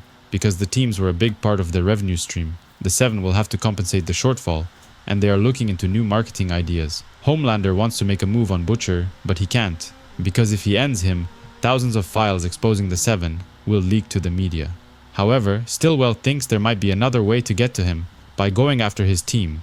They are only 5 after all. Butcher visits Director Raynor in her office at the CIA and bends her over the desk while she degrades him. By withholding information about G-Men and Silver Kincaid, she put the boys in danger and Hughie could have gotten ended. He threatens to end her entire family and then her, if she ever does anything like that again. The Super Dupers throw a welcoming party for Malchemical, who wasn't too happy to be here. What's the water in the UK to make everybody so miserable? No clue. No clue, gang. No clue. He is quickly introduced to the team, including the fat guy, aka Bobby Badwing, and Black Hole, the guy who can eat and absorb anything. Clanker has a tick where he can't control himself when cursing and calls everyone cunts. Hearing this makes Malchemical lose his shit, and he can't stop himself from laughing about it. Later, they go on one of their walks, patrolling the neighborhood and helping everyone in need. They find a small kitten stuck in a tree and decide to help, but things are not easy. Kid Camo uses his proto-powers to cloak himself and blend in with the tree, but he drops the cat, which bounces off Bobby's body, throwing it even higher into the air. The impact hits Bobby's bladder, which causes him to pee, but he couldn't reach his thing to take it out. While his friends rush to help him, he pees all over Black Hole and Anti-Sis. The Legend and his team are hacking the Vault American mainframe, spying on them and gathering information, which they later give to Butcher. But something feels off with the file on Super Dupers, and Mother's Milk realizes there niggas be coming from 2-parent households and be writing this F stuff, I swear. Garth Ennis definitely got a 2-parent household, bro. There's no way that nigga live without like a father and or Hughie mother. might not have the full picture. Auntie Sis confronts Malchemical, saying she doesn't want him leading the team, but sadly she has no say in this decision. They are under Vought leadership. The other members of the team are nice people who truly want to be superheroes and do good things. They are nothing like him. Annie calls Hughie and complains about her job, saying how much she hates it and wanting to quit. She wants to know if he would still love her, even if she did something terrible, but he reassures her that nothing is gonna change that. He continues to spy on the Super Dupers and sees them having some ice cream. Black Hole wants to demonstrate his powers and swallows an entire cup, but the spoon gets stuck in his throat and he begins choking. Hughie remembers a first aid training he did with the Frenchman and rushes to help them. He is able to clear his throat, which allows him to get some air and breathe. He saved his life. The heroes are thankful for his help and call him a real-life hero. But Butcher, who was watching him from a distance, wasn't happy at all. Mother's Milk calls the Legend and pretends to know the truth about Hughie. He convinces him to tell him what he and Butcher are suspecting, that Hughie is a plant from Vault American. Hughie begins another day of spying on the Super Duper, eating a donut and drinking some coffee. Out of nowhere, Bobby Badwing rolls down the street and jumps on top of his car, nearly killing him. He didn't mean to do it. He just wanted to bounce above him, but it didn't work. Inside their home, Malchemical confronts Auntie Sis because she wrote an email to Vought, complaining that he is rude with them and isn't being a team player. Now they are writing a report on him, and if things turn out bad, he's going back to his old team, Team Titanic. She threatens him, vowing to send another email if he doesn't behave well, but he has other plans on his mind. Hughie is invited to come inside while the others help wash his clothes, which were stained with coffee. Malchemical walks in and wonders who the new guy is, but starts laughing maniacally as soon as Clanker starts cursing again. Kimiko just naturally talks. Invited to come inside while the other... Yeah, Kimiko naturally talks in the comic. Did she never not talk in the comic? Is that a show only? Which were stained with coffee. Malchemical walks in and wonders who the new guy is, but starts laughing maniacally as soon as Clanker starts cursing again. Hughie confronts and calls him a cunt, asking him to be nice to the other Supes because they are good people. Starlight writes an email to Hughie, detailing everything about her, how she is a superhero member of the Seven, and what she had to do to join the team. But in the end, she reconsiders sending it, afraid of his reaction, thinking he might leave her because of this. Bobby and Auntie Sis have an intimate conversation where she confesses that when she was a little girl, she got stuck under her auntie's underwear. She is claustrophobic and started panicking, thinking that she's gonna die, and ever since she can't stand being in tight places. But what she didn't... How do you get stuck under your aunt's underwear? Little girl, she got stuck under her auntie's underwear. She is claustrophobic and started panicking, thinking that she's gonna die, and ever since she can't stand being in tight places.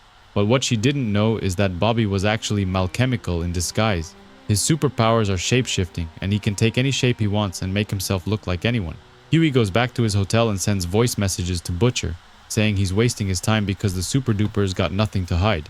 Meanwhile, Mother's Milk had a few too many beers and decides to take matters into his own hands, starting by confronting the CEO of Vought American. He throws a beer bottle into his limousine and gets up close to his face, but the bodyguards get in the way. Stillwell asks his guards to shoot only if he makes a move on him. He didn't want to make a mess right in front of the company's building. He tells MM to calm down and grow up. He doesn't want to start anything here and better back down. Back at the home, Malchemical ambushes Auntie Sis and covers her entire body with his skin. This triggers another panic attack, and she screams for help while the others rush to see what is going on. He shows his true face and threatens the heroes, saying that from now on, he's the one calling the shots and won't allow anyone to ruin his report card at Vought American and ruin his chances of going back to Team Titanic. In order to teach everyone a lesson, he wants Stool Shadow and Lady Fold to perform oral sex on him, but Hughie spied on the whole conversation and rushed to help. Butcher was following him closely from outside, but he gets a phone call from MM, who was furious at him.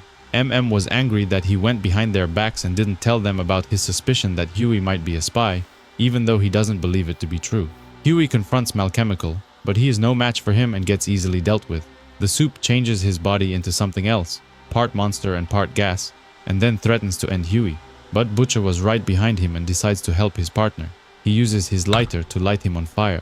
Luckily, he was flammable gas, and he immediately starts burning. In the end, he burns himself alive, and Butcher goes to check on Hughie. He carries his injured friend outside while the super duper heroes are left in horror after witnessing such a horrific event. Back in New York City, Mother's Milk confronts Butcher, furious that he went behind their backs and put Hughie's life in danger. He claims that he was able to hack Vought American's network and found out that Stillwell ordered the G-Men to take Hughie out, which means he definitely isn't working for them. For now, Butcher doesn't want him to tell Hughie that they know about him and Starlight, because she might be their best bet at having a go at the Seven. Hughie and Annie spend another beautiful afternoon together, talking about how both of them keep their professional life a secret. They've never met each other's colleagues or friends, but that's mostly because Hughie still doesn't believe that he's managed to pull off a beautiful blonde girl like her, and he's afraid that his friends might steal her away. Stillwell visits the Seven and tells Homelander he wants him to make an appearance during the religious event called Believe. He is reluctant to do it because he thinks it's stupid and has better things to do.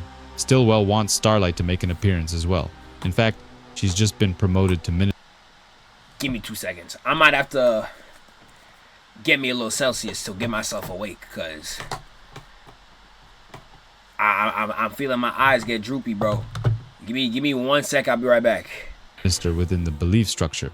Just like Homelander, she refuses, but Vought American insists. Stillwell wants both of them to attend and do their part.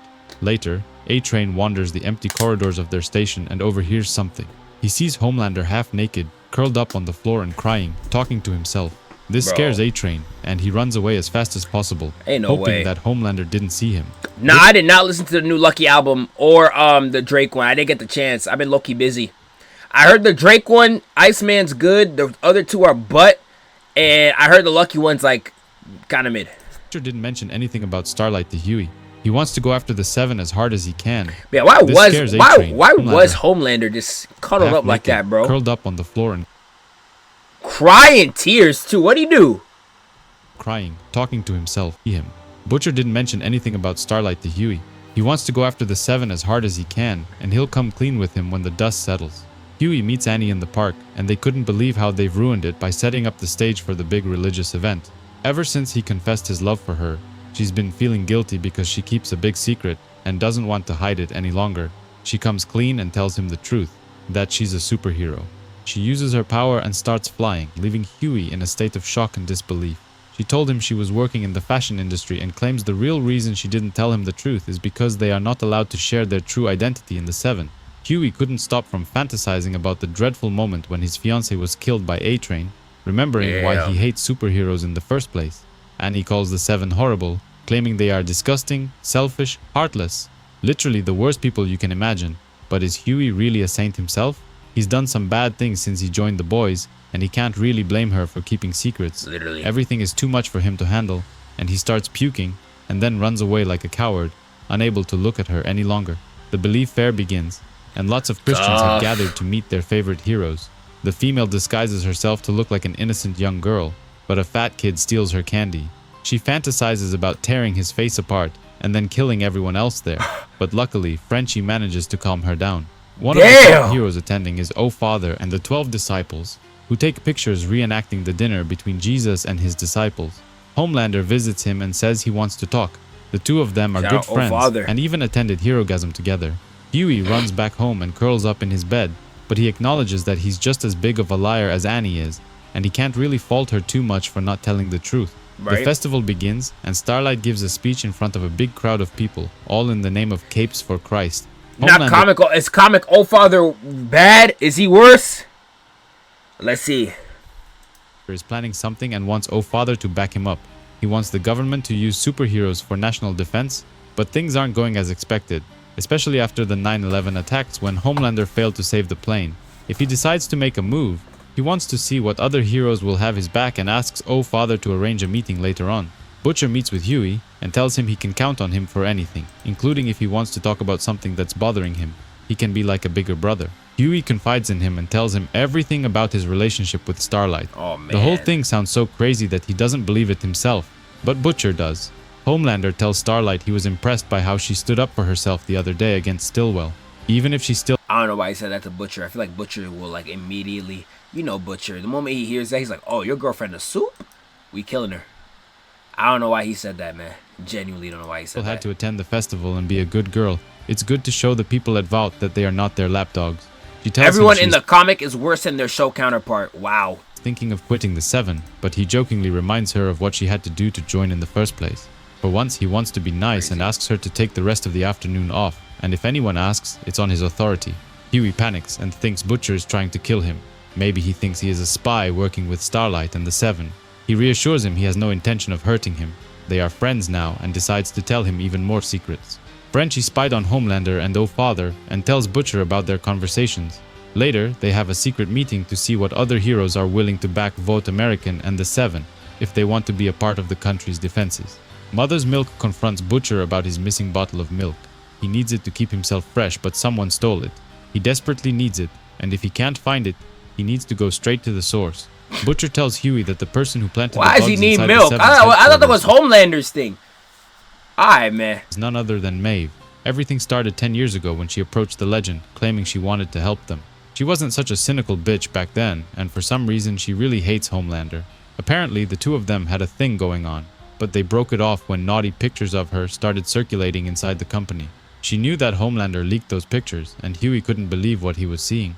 He always thought of her as royalty.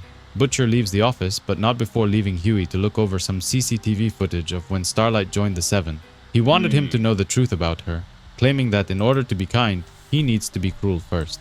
Butcher says he saw the whole thing as well and it's heartbreaking. But she made it from the Young Americans to the 7 practically overnight. What else has she done to help her career along?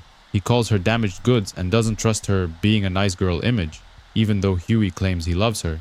Starlight returns from the festival and talks to Maeve, who is a bitch as always, and wonders why she came back here. Even if Annie doesn't like being a member of the 7, she has no other place to go. Maeve claims being a superhero isn't so bad after all. They don't have many things in common with ordinary people anyway, and at least here, all their needs are taken care of. The Believe ceremony ends, and one Christian family won a dinner date with Homelander himself. He takes their car and flies away together, while everyone cheers in happiness from the ground. Many other heroes followed him as well. And Frenchie is pissed that he can't spy on their secret meeting, the one that was supposed to take place after the ceremony. Homelander goes above the clouds, but the family was complaining about the speed and being too cold. He claims the whole religion thing is a scam, one that's been going around for thousands of years. Without a sign of remorse, he drops the car and lets it dive toward the ground, while the family desperately screams in horror. The other heroes gather around him and he calls the meeting to order, claiming they need to talk. Hughie wants... Oh, he called all the heroes up. Hold on. The other heroes gather around him and he calls the meeting to Wait, they can all fly? A-Train can fly in this? A-Train can fly, the Deep can fly? Very interesting. Because there's only a specific few amount of people that can fly in the show. Moko Popo, $2 with the $5 dono. I mean, hey Zev, all the Yu Hakusho video you are working on, are you covering all the sagas or just the Dark Tournament? Just the Dark Tournament, because just the Dark Tournament is taking me like 2 hours. If I talked about any other arc, I don't think it would take me as long. But the Dark Tournament is like it's a lengthy arc, bro. I'm talking about a lot. So, oh no, A-Train's getting held up. Yeah. Someone just said that. Yeah, you're right. The Deep can fly though. Deep's not getting carried, but the A-Train is. Yeah, I didn't see that. My fault. I didn't see that. My bad. Order, claiming they need to talk. Hughie wants to go break up and return back home to Scotland, but Annie apologizes, saying he's the only person who means anything to her in the whole world. Don't He's leave all her, she's bro. got. But he doesn't Don't care. leave her, bro. He can't forget what he saw and decides to leave. Wow. While she breaks down in tears. The boys have a meeting, trying to figure out what went wrong the last time they went after the Seven. Lamplighter killed Mallory's granddaughters, but what happened before that, and why did they fail? Homelander, Maeve, and Black Noir are the strongest members of the team. The others are not really in their league. Frenchie doesn't understand how a psycho like Homelander is able to control himself. They've all seen the pictures where he butchers groups of people, but most of the time he acts normal. Stillwell and Jessica Bradley visit the Seven, and Homelander welcomes them. Black Noir is taking piloting lessons because he doesn't know how to fly his own plane, but things are progressing slowly. Starlight's been missing for a couple of days and Homelander hasn't heard a thing from her.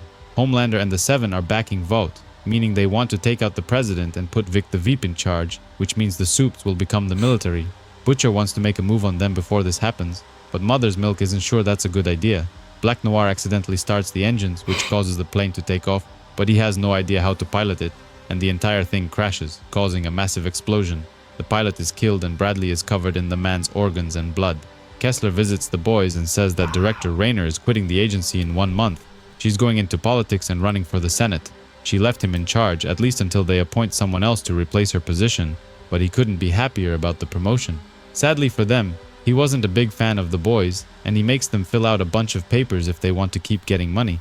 He wasn't too happy with some of their expenses and threatens to watch their every move. Frenchie takes Kumiko out for ice cream, saying he wants the two of them to leave the boys and move somewhere far away. He doesn't like the path they're headed and thinks she is being used as a weapon, but she is more than that. She is a real person who deserves to live a normal life. The Homelander talks to himself in front of the mirror, claiming that humans are nothing but toys for him, that are there for his amusement, nothing more. He thinks of himself as the a mirror demigod. scene? So this mirror scene in the show is actually in the comic. If you know the mirror scene from the show, it's one of the best scenes in the show ever. It's like Willem Dafoe level acting from what's his name? Anthony Starr, I think his name is. Literally, it's insane. It's an insanely good scene. It's like Green Goblin levels of good. I let me pull it up right now because it's a really good scene. I didn't know it was from the comic too. I didn't know it was comic based. I thought that was show only. This scene right here. A couple things. Noir. He's Yeah, this so good. So good. Oh, it's because deep down there's a part of you That's like still human. Yup. No. Part of you is a dirty, shriveled, anemic little. No, boo, woo, woo. We gotta cut that part of you out Like a cancer. and we be who you were always meant to be. With clean like marble. Pure. Yup. Clean. Like marble. Love that scene. That scene, yo, season 3 was really good. Season 3 was so good. Oh my goodness, so good. He is the strongest Wow. superhero in the world. Wow. He is beyond morality. No But he took way, down an Shay. airliner. He sent 200 people to their deaths, and even dropped a family into the ocean like they were nothing but toys. The man from the mirror talks to him, claiming the people running Vought American never really take him seriously. They only use him when they need him. Yesterday, when Stillwell visited, he was very accommodating, being all nice just like a kid who wants his father's approval. This pisses Homelander off and he wants to punch himself in the mirror. But Frenchie and the female had a camera inside and were watching the entire thing and were afraid they would be exposed. He wonders what will happen with all the pictures that expose him after he deals with Butcher, but at that point it won't matter anymore because he's gonna be the king of hell. Butcher tells Mother's Milk he wants to go to Washington DC for a few days, but he is busy investigating something. He was able to find out that Black Noir is taking flying lessons and doesn't understand why he needs them, since he's been flying for over 30 years already. Stillwell brings Bradley to her new giant office with a beautiful view. saying she's gonna run things from now on, leading the superhuman Y'all division. say it's Zorro. Where was Zorro at? Flying for over 30 years already. Stillwell brings Bradley to her new giant office with a beautiful view, saying she's gonna run things from now on, leading the superhuman division, while he'll be leaving for Washington as well, dealing with other things. Butcher takes a train ride to Washington and remembers what happened when the boys met the Seven for the first time. Oh, the King of Hell remark. Okay, fair. I thought y'all meant someone looked like Zorro. They sent them a bunch of pictures exposing Homelander for being psycho while massacring a bunch of people. The Seven wanted to cut a deal and agreed to meet again with a decision, but Lamplighter wanted to end them right there. Homelander convinced him to back down, but later, he took matters into his own hands. He followed the team's leader, Mallory, and butchered his granddaughters without a hint of remorse. Mallory was furious and blamed Butcher for talking him into going after Homelander, saying they wouldn't have done anything if they hadn't pushed them. May visited them and said the others had nothing to do with what Lamplighter did. It was all his idea. She can't stand Homelander, especially after what he did during 9/11. That incident haunts her to this day. She drinks every day, just trying to forget the faces of all those people inside the plane who begged her to save them. Crazy. Homelander arranged another meeting, butchering an entire military base just to prove they shouldn't mess with them. Wow. However, Vought American agreed to suspend their program of superpowers in national defense, at least for now. They want a truce. And as a sign of good faith, they captured Lamplighter and offered him to Mallory as compensation for killing his granddaughters. The boys took the deal, even though Butcher wasn't pleased with it. Still, there was nothing he could have done. Mallory had his revenge and shot Lamplighter in the head at point blank. Damn! Next, he disbanded the boys. Did that nigga like how Optimus Prime did Megatron, and who's the other nigga he boomed at the end of Dark of the Moon, bro? Revenge and shot. Damn! Look how beat up he looks too. I know he had his revenge. Bro. Next, he disbanded the boys, claiming the president gave the order, even though he had enough fighting himself and wanted out. Sentinel Prime, yeah. organized a big dinner party in honor of athletes who participated in the Paralympic competition. Butcher also made an appearance, even though he wasn't invited, and Stillwell couldn't believe he was actually there. He wanted to meet Nikki Brand, a gold medalist who was being honored tonight by the president. When the dinner was over, Nikki goes back to her hotel room but is ambushed by Director Kessler, who rushes her inside the room. He claims he has a crush on her and wants them to make love, but since he can't get it up anymore, he wants to use a dildo. Even though she was disabled, Nikki was an exceptional athlete, and she knocks him unconscious with a couple of swift punches. Stillwell calls Bradley and tells her she saw Butcher at the president's dinner and wonders what he's up to. She has an idea and suggests they should let the boys and the Seven take each other. She had her scientist people write a simulation program that hypothesizes a conflict between the two teams and awards points to them based on their abilities. While the Seven win more points for strength and endurance, the boys win points on experience, tactics, and so on. She wants to calculate the highest probability of both teams taking themselves out, eliminating two birds with one stone. Director Kessler wakes up tied to the bed, but it wasn't Nikki who did this, it was Butcher. Butcher wants him to get off their backs and stop asking for reports and stop giving them trouble about expenses. Kessler agrees to play nice, but before leaving, Butcher asks Terror to go all out and violate him. Next, he visits former ex-director. If you don't know, Terror's the dog. You got the dog to smash this nigga's booty hole. Oh, hell nah, bruh. Bro, we got 40 minutes left. The Rainer, but she was scared of him and pulls her gun out. Last time they met, he was angry at her for putting Hughie in danger and threatened to end her children, but he didn't really mean it. He gives her a top-secret file, saying there's a way to track Compound V that is coursing through superheroes. He wants the army to build radar. Someone in the YouTube chat said, "Not gonna lie, the boys' comic hate is forced." Bro, if I read, dude, comic hate is forced is crazy. Let me not even get into it. Forced? Come on, bruh. Forced? And use them to track supes and take bro. Y'all them niggas out be if saying necessary. anything, bro. He warns her Y'all that niggas be saying Homelander is anything. planning to go after the president because he wants supes to take over the national defense system of the United States. After talking for some time, she eventually calms down and asks him to stay and spend the night together, which he gladly accepts, but not before turning on his recorder. Jessica Bradley runs a few simulations in which only Homelander and Black Noir survive, but this isn't satisfactory enough for her. She vows to keep trying until she reaches something closer to a 100% success rate. Hughie agreed to meet with Annie after everything that happened. and he understood she didn't cheat on him, but it was hard to move on from all of that. He came to San Francisco to meet someone but can't tell her about it because she still doesn't know what he does. He's the only person that ever treated her nice and with respect. Her foster parents, the young Americans, and even the 7 treated her like crap. She wants to try again, and he agrees to go to dinner later on. Mother's Milk arranged for him to meet with Colonel Greg Mallory, the former leader of the boys. He wants to convince Hughie to keep working as one of the boys and says he's actually 91 years old. He got injected with Compound V a long time ago, which helps prolong life and makes you look younger than you actually are. Mallory was a captain in the Second World War, and he fought against the Germans. One cold winter, they were stationed in one of the quieter sectors of the battlefront when someone came to visit them.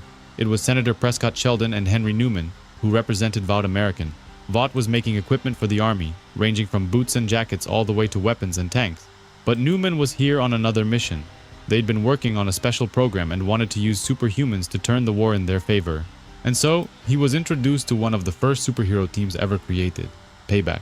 Soldier Boy was their leader, but the other captains thought this was some kind of joke. They looked like lunatics dressed like that, but this was no joke. They were already assigned to their battalion and came with a signed letter from President Eisenhower himself. The supes tried to demonstrate their powers, but they nearly got run over while trying to flip over a tank. Oh, wow. Mallory was distrustful of them and claimed that every new weapon must be tested and trained before being sent to battle. But that's precisely why they were assigned to his battalion, to be trained. But Soldier Boy wanted to take initiative and sent 2 of his people to fly around the area and see if they could spot anything. Even though this area was safe and they hadn't seen any German soldiers in weeks, Mallory was worried that someone might have seen the flying supes, which could mean trouble. Sadly, he was right, because the Germans did see the flying heroes and followed them here. What followed next was a brutal attack that nobody anticipated, that nobody was prepared for. The heroes were quickly taken out by an onslaught of bullets, and there were body parts flying everywhere. Damn. One of them tried to get away but flew straight into one of the German planes, chopping his body into Wow. pieces. The German tanks marched into their base and took out everyone, leaving nothing but dismembered bodies drenched in their own blood. Mallory was the only soldier left alive, but Soldier Boy was still breathing, even though his body was ripped in half. He took a grenade and finished the job himself, blaming himself for what happened to his men that day. When the dust settled and the Germans left, Mallory was left standing, holding a piece of leather that had Vought American written on it. Ever since that awful day, he's done everything he can to keep untrained superheroes from being a part of the military. Once the war was over, Mallory returned back to the States and met with a couple of people who were all ex-officers. Among them, there was one guy, Bill Donovan, who ran the Office of Strategic Services during the war, pretty much what would become the agency in peacetime. Every single one of them was exposed to the terrors of the war and wanted to make something out of it. Otherwise, all those boys would have lost their lives for nothing. When Mallory told them about flying men and people who could lift tanks, who were all on the payroll of a major defense contractor, they didn't exactly believe him. He began working in the agency and began by sending spies into Russia and Europe, trying to keep tabs on what the new enemy was up to. They sent over 42 agents into Russia but had no idea that their cover was blown. All of them were ended by the KGB. It didn't take long for Vought American to put together another team of superheroes to replace the ones that were ended during World War II. Mallory called his buddies in the CIA, claiming his story is now confirmed, but they were preoccupied with something else. North Korea had just invaded the South and a full-blown war began, and the agency shifted their focus over there. But Vought was again one of the contractors supplying the army with low-quality weapons, which ended up costing the lives of thousands of American soldiers. Mallory was furious. The fact that No, this is back in the day. Never mind. I'm about to say, the fact that they're still making BS weapons. Now, this is back in the day. That is so crazy, bruh. Y'all should not even bought from them niggas. If their weapons were that bad, where you gotta hold these heads over your weapons like this, come on, bruh. Which That's ended crazy. up costing the lives of thousands Garth hates of American Captain America, soldiers. crazy. Mallory was yeah, furious, I don't know. Why keep specifically Captain America, I don't know, but he does not like Captain America. He really don't. He really do not like Captain America. Someone said he likes a trio from DC. You mean like Batman, Superman, and Wonder Woman? Who are the heroes he actually does like? And the guy in the YouTube chat said, I said what I said. I feel like people are fixated on the effed up scenes rather than the substance it provided. I would even argue the emphasis on Vought being the true villain / Hughie and Starlight dynamic in the series is better. I would have to actually read through because I would assume this video is not showing the actual substance that you're talking about. But I don't see, at least from this video, I really don't see any substance for real. I do know Homelander. I do know the the ending spoiler that like Homelander didn't actually do a lot of the atrocities and it was actually Black Noir. I don't know how they play it in the comic. I would assume that probably has some substance in it that's actually that might be well written. That might be pretty cool to see. The emphasis on Vought being the true villain, I'd have to see, again, I'd have to actually read the comic and see how it's handled as opposed to the show. I think even in the show, they show you that Vought is not a good organization. Not the true villain. I don't even know how you could say Vought's the real true villain here, even though like I feel like they're just as bad as the heroes, bro. Like, yeah, Vought is terrible, but it's like you can't see what the heroes are doing and say, no, this like the real villain is actually these guys. I don't know. Well, how all these heroes are acting? I don't know about that, man. I really don't. This happened over and over again, but Donovan claimed this is what capitalism does. The lowest bidder wins the contracts. All those lives that were lost were nothing more than the cost of doing business. In the following years, they found out about the legend, the person writing superhero comics who had inside information about everything. After his son died, his first son, not the one he had with Maeve later on, he wanted to get back at Vought American and cooperated with the agency. He told them about Vogelbaum, the German scientist who created Compound V for the company, but Mallory couldn't end him. Instead, he took him prisoner. He made him work for them, and together they developed a version of Compound V that could be used by agents. In 1985, Vought added the G-Men to the roster and all manner of other superhero teams with no sign of slowing down. Mallory knew he had to do something to stop them, so he proposed something. To build a team created to do one job and one job only, aimed to take down Vought American's superhuman development program. It wasn't long after that when he met his first recruit, Butcher. What makes him the perfect soldier is that he keeps his mouth shut, doesn't share much about himself unless he has reason to do it. But on the other hand, he likes to know everything. Intel, secrets, people's confessions, all of it. He was born in 1965. He joined the Marines at the age of 16 and fought in the Falklands War a year later. He was eventually wounded and court-martialed for the worst of a series of violent assaults, which began not long after his recovery. Dakota Bob was the vice president soon after the team was established, and he agreed that superheroes had no business running the national defense, so he supported and backed the team from the shadows. Initially, Mallory recruited Butcher as muscle, but he proved himself early on and very quickly took a more leading position, involved in recruiting of personnel and even coming up with the name of the team. Butcher claimed that in his country, whenever someone was in trouble, they called the boys to deal with it. Initially, their job was only to watch from a distance, monitor superhero activity, and occasionally get involved. This quickly escalated, and more often than not, they had to take final action. Vought American used to organize events where they invited local children that were exposed to Compound V early on, and the boys wanted to use this opportunity to gather intel. Unfortunately, Vought was alerted of this and pulled the plug on the whole thing, ending nearly a dozen young supes. But Butcher didn't care, just one less supe that they have to deal with. And if he could end all of them at once, he would gladly do it. These was kids though, gang! Story about Butcher's wife that she was by Homelander and got her pregnant, but he still doesn't know just how mental Homelander really is. Mallory tells him about a bunch of pictures where he dismembered and assaulted an entire family, but they still don't know who sent the pictures. Butcher's become extremely dangerous, and Mallory gave him a war, where all he wants to do is hurt the people that he believes hurt him. The boys are special forces united who answer to no one, completely out of control, just another CIA monster that always comes back to bite you on the ass.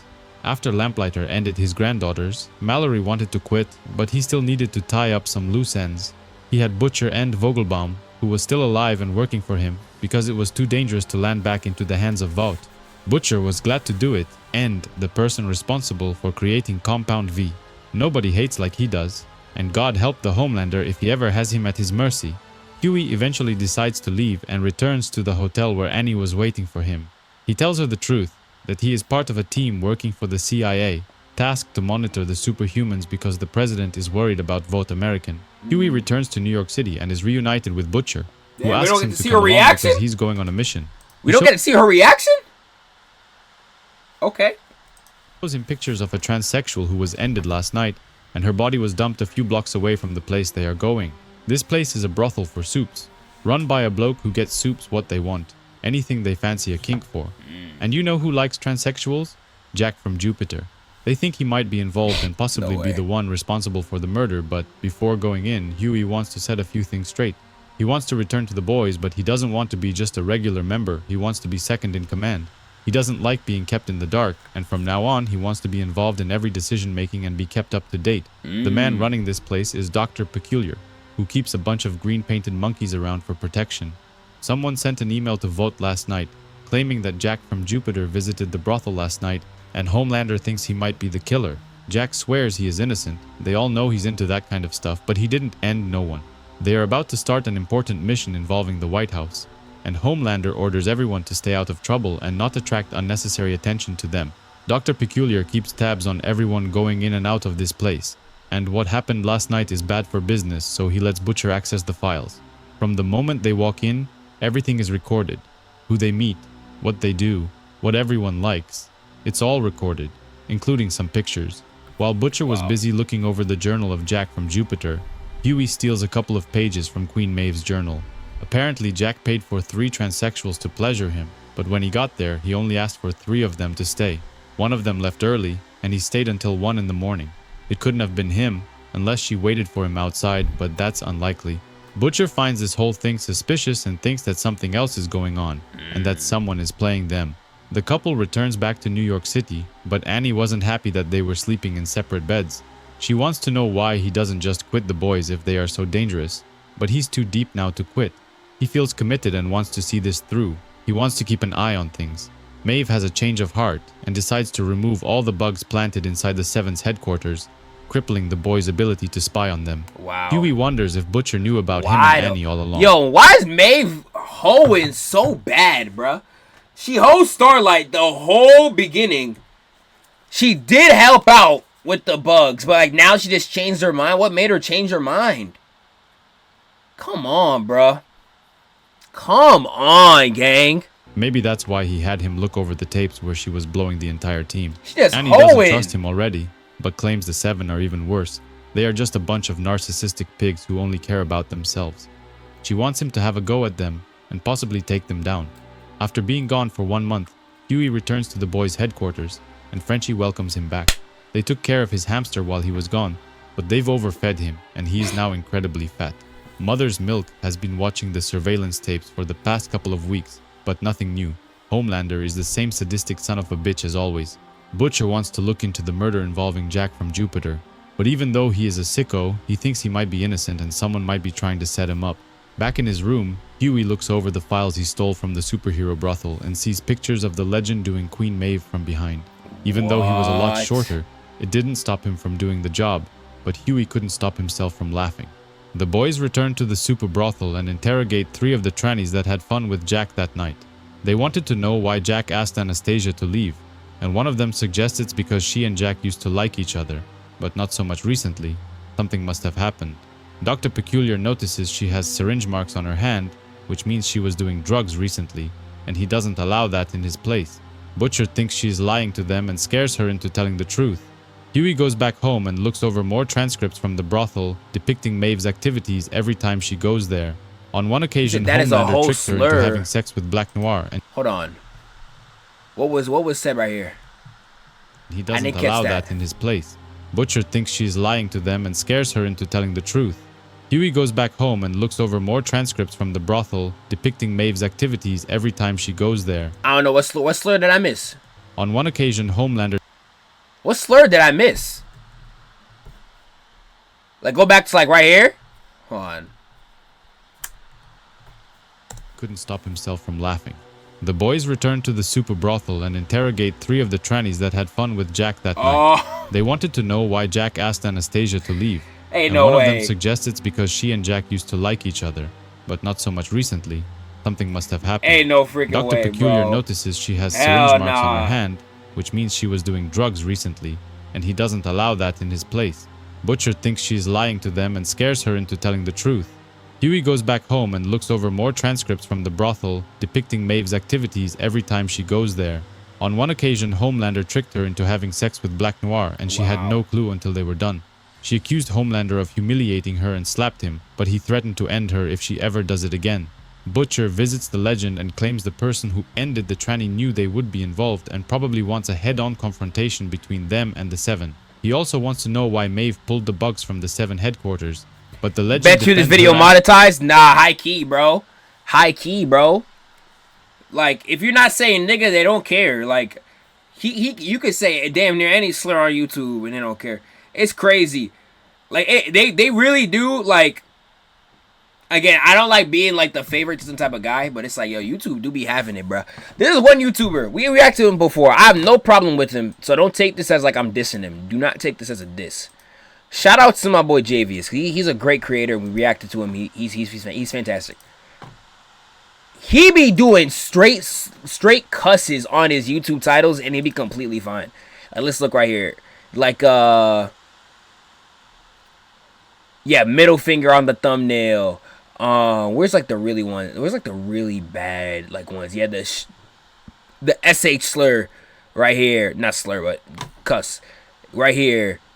Dumbass trends. Like he literally be writing straight cusses on the title. I don't know if he gets yellow sign, but these videos get pushed out fine. Bro, I can't even say racism or racist on mine. Let me show you something real quick. The only reason why I write racism like this on the title is because when you actually write it, your video immediately gets age restricted and flagged. So I don't know how he's able to cuss on his title. I don't know what connections he has to be able to cuss on his titles. I can't even write racist. You cannot even write racist, bro. You cannot even write racist. And if you remember, if you're really OG, again, he could say a whole lot in his titles. I said nigga in this title the first time I posted this, and the original video got age restricted. Like, it's literally right. I literally have the original right here. I literally said, I didn't even say nigga. I said, I put the stars. I didn't even say nigga, and it still got age restricted. Mainly, and like when you check what the reason why they said the title and like the video itself, it's bro. I'm telling you, it's only when it comes to things related to black people they hate. So racism, who's the main people who say racism stuff? Black people. Who's the people who be saying nigga? Black people, bro. I'm telling you, bro. I'm telling you. Like, I don't want to take it there with YouTube, but like, yeah, you know what I'm saying. This one got me sick too. This is 161K. I got like 100K in like damn near 2 hours. This is probably my best performing video ever, and it got age restricted like 2.5 hours in, and I got like 100K so fast. It was crazy. This was such a insane time, bruh. That's like my biggest what if video. I feel like if that was on my channel right now, it'd be probably past like a couple mil. It's at 1 million right now, but I think it'd be past like 2.5. If saying they've gotten too suspicious around there. Butcher doesn't care and wants the bugs put back in place, and if she refuses, he's gonna expose her to Vote American. The next day, someone leaked the video of Jack with 3 trannies to the media, and every news station in the city was reporting on this. He was angry and embarrassed at the same time, still claiming his innocence, swearing he didn't end the 4th tranny. He and the Deep get into a heated argument. Some racial slurs were thrown around, but Homelander gets in the way and stops them. He says Jack's career with the 7 is probably finished. The general public wants their heroes to be... He says the F slur right here. Why does he keep saying the trans slur? I have no idea, bruh. I have no idea. Hey, they're not taking down his channel, though. I'll tell you that. Saints, they won't forgive Don't know why he's saying it like that, though. They still think the boys are the ones responsible for leaking the videos, but it wasn't them. However, a confrontation was inevitable, and the 7... Yeah, the only thing is that they're trans. The people that he's smashing have done nothing else besides the fact that they're trans. Them on top of the building. Homelander knows just by listening to Butcher's heartbeats that the boys didn't release the videos and they are innocent. Jack refuses to accept the truth and gets angry, claiming he wants to end them as payback for humiliating him. Homelander forbids him from doing anything and he runs away like a coward, threatening them. The two groups agree this isn't the time or the place to start something, and want to leave it at that. After narrowly avoiding a confrontation that would have cost them their lives, the boys head to a restaurant for dinner. Hughie wants to keep investigating and find out who really set them up, but he doesn't like Butcher's answers, claiming he always undermines his authority. He gets into a heated argument, accusing him of ambushing him when he returned back to New York City, just to confuse him and gain the upper hand in their relationship. Eventually, he calms down and the group returns back to the office. But when they open the door, they find Terror dead on the ground. Someone had ended him while they were having dinner, and Butcher wants revenge. The head of Vote American is in a top-secret area, performing some tests on a special armored limousine when he gets a call from his second-in-command, Jessica Bradley. She is the one who released Jack's videos to the press and wanted to resign because her plans failed. However, Stillwell encourages her, complimenting her for taking initiative, remarking that maybe she should have stopped once she saw that the boys weren't going to release it themselves. Nonetheless, he wants to keep her in the company, claiming she is a vital part of the company. To take his mind off things, Jack from Jupiter returns to the supe brothel and gets hammered, but Butcher finds him. He slams him against the wall and then stabs him repeatedly, asking why he ended his dog. He continues doing this even after Jack is long dead, repeatedly asking why he ended his dog. Over at the White House, Dakota Bob, Butcher aka love that the dog, President man. of the United States, was desperately trying to avoid the Vice President, who he considered to be an idiot. He knows that Vic the Veep is Vought American's plant and thinks the Secret Service is compromised as well. That's why they've been switching agents every couple of weeks, to avoid double agents in the team. Something happened that makes Mother's Milk lose his mind. He completely breaks his computer and chair, and then storms out of the office. The president organized a special visit where children brought their wild pets and showed them off. He pretended to be interested, but in reality he couldn't stop thinking about the war with Pakistan, which wasn't going too great. Vic the Veep joins the ceremony and opens one of the cages, unwillingly releasing a wild wolverine into the room. The beast goes straight for the president and viciously attacks him, tearing at his face with its sharp claws. When he was done, the president's face was completely mauled, and he lay dead on the ground in a puddle of his own blood. The boys had no clue what went into MM and decided to check his computer to see what he was doing before he went berserk. He had just a link to a naughty movie, which had his ex-wife on the cover, hugging a porn star. But that's not all. His daughter was also in the picture, and turns out they were doing mother-daughter porn movies. Stillwell talks to his second-in-command about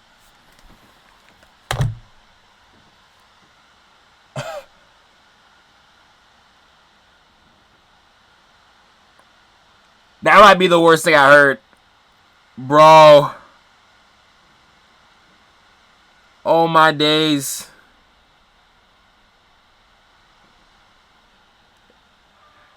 And the noose would be around my neck. Dude, you got your ex-wife and your daughter smashing Hulk Hogan same time. What? Oh, nah, bruh. Bro, just imagine if that was your... Wow. picture, and turns out they were doing mother-daughter porn movies. Stillwell talks to his second-in-command about the freak accident that ended the president. With him gone, Vic the Veep will take his place as the new president. But still, he can't help but feel disappointed, because they didn't plan for this, and he feels Look at the name of the cheated magazine. porn movies. Black... I can't see what it's called. Black Holes? Is that what it's called? Black Holes? Hell nah, man. Disappointed, because they... Mother's Milk's daughter's a minor too. Wow. Wow. Wow. didn't plan for this, and he feels cheated somehow. In the 7 base, A-Train and the Deep are afraid that they aren't the 7 anymore, but rather the 6, and maybe soon they're gonna be just the 4. They consider quitting, even though that's the last thing they want to do. Homelander comes in the room and tells them to scram because he has an important meeting. He uses his X-ray vision to check the walls and sees Queen Maeve planting bugs again, and he realizes she was the one helping the boys all this time. He then meets Paralactic, a team of B-grade heroes, because he wants to give them a special mission. Hughie and Annie were trying to put the past behind them and move on, but he can't. He keeps having nightmares that scare him, and he can't even kiss her for 2 minutes, let alone do something else. His dreams involve her and the 7 members, but for some twisted reason, it's only her arms, just like what happened to his fiancée. Annie is sick and tired of him not being able to let go of the past, and gives him an ultimatum. He needs to fix his shit and move on. Mother's Milk talks to his daughter on the phone and desperately wants to see her, but she refuses. She claims her mother talked her into doing the porno, saying they both want to get back at her father, and that's the perfect way to do it. However, she eventually realized her mother is a snake and cut off all ties.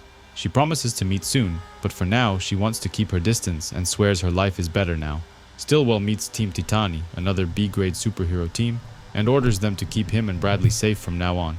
After what happened to the president, he's afraid something like that might happen to them as well, and doesn't want to take any chances. Stillwell and Bradley go out to dinner, and he tells her he has a way of dealing with Homelander if he gets out of hand. He thought he wanted to use a nuclear bomb to take out the next Herogasm, but no. Even though that would work as well, he has something else planned, something more discreet, but for now he keeps it a secret. Mother's Milk reunites with the boys and looks over the files they hacked from the Seven. He found something about Black Noir, and they think that's their ticket to get back at the Seven. Hughie says he wants to continue being part of the team, but he doesn't want to do the violent stuff anymore. It's getting to him, and he's been having nightmares. Before they could finish talking, Paralactic breaks into their office and threatens, following a direct order from Homelander himself. These ones were a joke and got easily destroyed by the boys without even breaking a sweat. However, Butcher wanted one of them alive for interrogation, but it was a bit too late. Damn! They didn't even have powers and they whooped y'all. Oh my goodness. We can't upload this all on YouTube? Nah, we cannot. This is on YouTube though, so it should be fine, but hey. However, Butcher wanted one of them alive for interrogation, but it was a bit too late, because the boys tore through them like butter. But luckily, Hughie calls out from under the desk, saying that one of them is still alive. Director Rayner of the CIA is called into the Oval Office where she meets the new president. But Vic the Veep wasn't saying a word. Instead, another woman behind him does all the talking. They have powers in the comics. I know Hughie does. I didn't know the rest of them did, though. I thought only Hughie had powers. I know Butcher forced the Compound V on him. They all do. Wow. Okay, never mind. Starting now, she wants to be informed of every order and operation that happens inside the agency. That kind of takes away the dynamic then, no? If they all have powers, that kind of takes away the dynamic of like, oh, they're humans going up against superheroes, bro. Not gonna lie. Yeah, the whole team takes V and washes every soup. There's no tension. Yeah, that kind of takes away the whole thing, no? Like, a lot of this I'm not gonna lie. We went from like, from when we started, like the first part, there was some action, there was like espionage, all that. I can't lie to you. From the 25-minute mark from when we started all the way up to here, there hasn't been much action. This has largely been yapping, shock value stuff, and espionage. This is not an action series at all. All the fights that we've been seeing is like Butcher just washing them, or like as we just saw, niggas got washed. Like, ain't nothing deeper than that. Want to review and personally approve every mission starting from now on.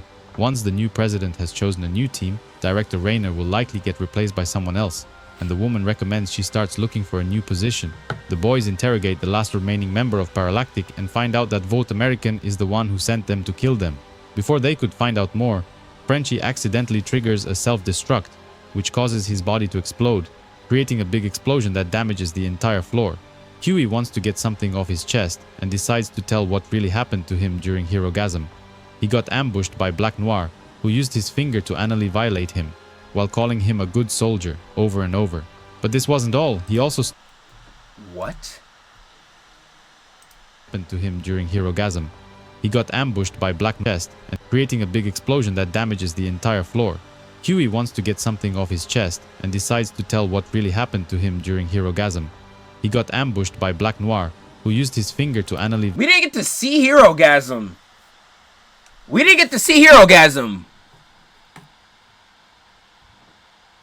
How come they didn't talk about it in this video? We didn't see Herogasm. He didn't talk about it.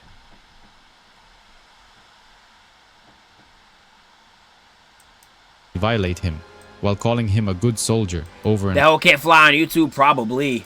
Black Noir, who used his finger to anally violate him, while calling him a good soldier over and over. But this wasn't all. He also stole the file about Queen Maeve from Dr. Peculiar, claiming he did it to find out more information about her. But Butcher knows the real reason. He just wanted to see naked photos covered of this her. on main. I want to cover this on the main. I want to cover the finale.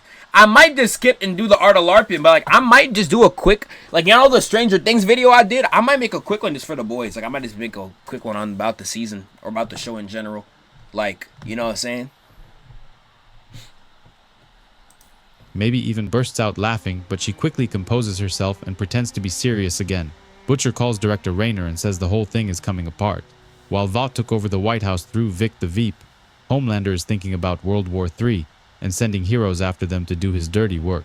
They had a plan if something like this would go down, and Rayner sent a file about the Seven and Vought American to the Joint Chiefs. Team Titanic accidentally mentioned something about Homelander's plans to take over the White House, but Stillwell had no idea what they were talking about. Out of nowhere, Frenchie and the female break through the glass ceiling, going berserker mode. Butcher takes Hughie on the roof and wants to test his decision to quit violence.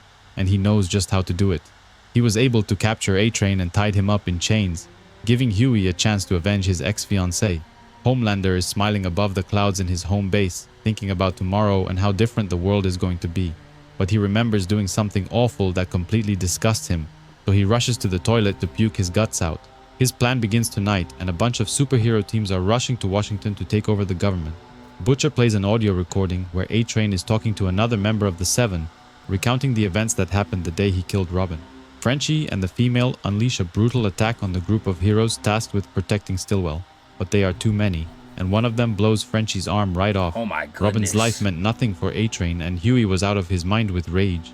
He threatens him, saying they used to be madly in love and care about each other, but he took her away and doesn't even feel bad about it. A-Train apologizes, but he doesn't really mean it. Nah, a lot of things in this video got skipped. Someone in the chat just said that. A lot of things got skipped, no? There's been very little Soldier Boy mentioned. I know there's a Soldier Boy here. There's a Soldier Boy that is Soldier Boy's not mentioned. Oh Father doesn't do much afterwards. Like, yeah, like this, like we have not seen the Soldier Boy. There's something else that I'm thinking of. Stormfront, and this is not mentioned at all either. He does skip quite a bit from what I'm seeing. He does skip quite a bit. Maybe they're not plot relevant. He only cares about himself and begs them not to end him. Starlight packs her bags and decides to leave the Seven and thanks Maeve for standing up to her with Black Noir. She suggests her to leave the team as well, but unlike her, Maeve has no one in her life and no other place to go to. The female goes berserk after seeing what happened to Frenchie. She jumps inside one of the supes and rips apart his organs. Stillwell decides to intervene and asks everyone to stop fighting. He asks them to surrender and promises to leave them unharmed. He didn't order an attack on the boys, it was someone else, who probably wants them at war with each other while he carries out his plan. Hughie thinks it over and decides to leave A-Train alive, claiming he can't end him. But Butcher knows him too well and plays him another tape, this time talking about the time when they recruited Starlight, saying they wanted her to join because she was hot and young. Hearing the Seven talk like that about Annie infuriates him, and he kicks A-Train in the head. Oh, damn, that nigga got on the rage bait. The time when oh they my recruited goodness. Starlight, saying they wanted her to join another tape, A-Train alive, claiming he can't end him. But Butcher knows him too well and plays him another tape, this time talking about the time when they recruited Starlight, saying they wanted her to join because she was hot and young. Hearing the Seven talk like that about Annie infuriates him, and he kicks A-Train in the head, instantly decapitating him. Maeve leads Starlight towards the exit, but they run into Homelander, who was waiting for them. The Queen picks her loyal servant and throws him towards Homelander, but the impact was so powerful, it instantly ended him. She then grabbed Starlight by the coat and threw her off the side of the station, sending her far away from what was about to happen next. She then picked her sword and jumped toward him, striking him in the head. The sword shattered on impact and Homelander claimed it was only a metal prop. He then decapitated her and threw the head off the side of the station, passing Starlight on the way down. So Maeve did damn near nothing. Maeve was just here to do cardio. Wow. So all Maeve did was put the bugs in, took the bugs off, fails to put it back on, so it basically exposes her, and then she gets murked. Wow. Trying to get to safety. Homelander's plan to take over the White House was fully underway, with massive shootouts and fights happening all over DC. Stillwell calls Butcher and says he wants the boys to stay out of this, while he deals with Homelander himself.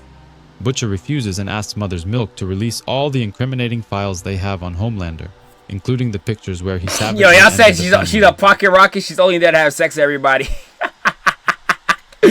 Yeah, that's sad, but it's true. Washington, Hughie looks over some of the leaked files about the vote soups. Even he didn't know about half of the stuff that's been leaked.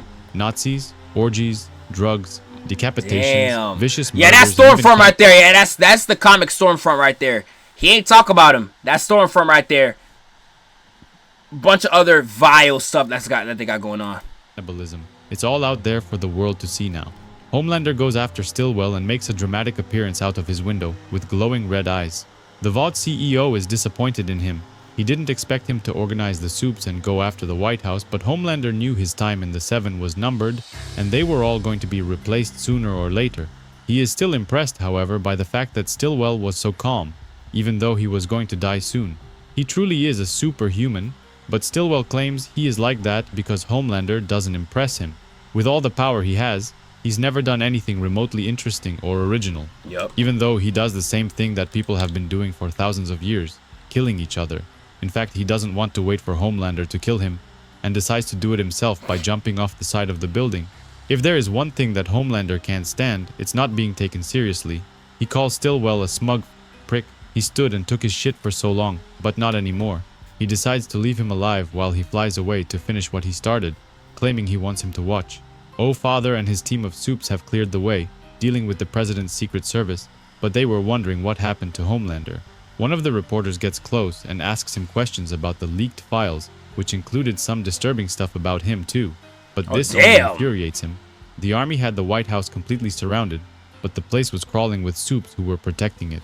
Butcher arrives and was greeted by Colonel John Lanham, who was under orders to let him pass. He asks the colonel to train his people to shoot for the vital parts, like eyes, mouth, open wounds, and give them everything they have. He then picks up a crowbar and decides to go after Homelander alone. The boys have been trained to be soldiers. Their mission has always been about spying and gathering information. But his business is personal, and he intends to finish it tonight. Mother's Milk calls Hughie and claims he found something while he hacked Vote American systems. Apparently there is something wrong with Black Noir, who's been missing this entire time, claiming he's the key to everything and Butcher doesn't know what he's walking into. The Air Force was sent to Washington to deal with the supes, but they came prepared. Butcher with the crowbar walking up on the White House, that is an incredible page, though. You gotta give credit. Incredible page. With armor-piercing bullets and rockets. Butcher goes inside the White House and finds Homelander sitting in a chair. And they did reference this in the show, too. When Homelander's in the White House, he sits exactly like this. They did reference this in the show. His head. He thinks the whole show is quite impressive, but Homelander is not trying to impress anyone. Everything he did it for himself. It wasn't for some corporate from Vote American, and all because he has the power to take what's his. But they weren't alone. Black Noir was in the room nearby, listening in on the conversation.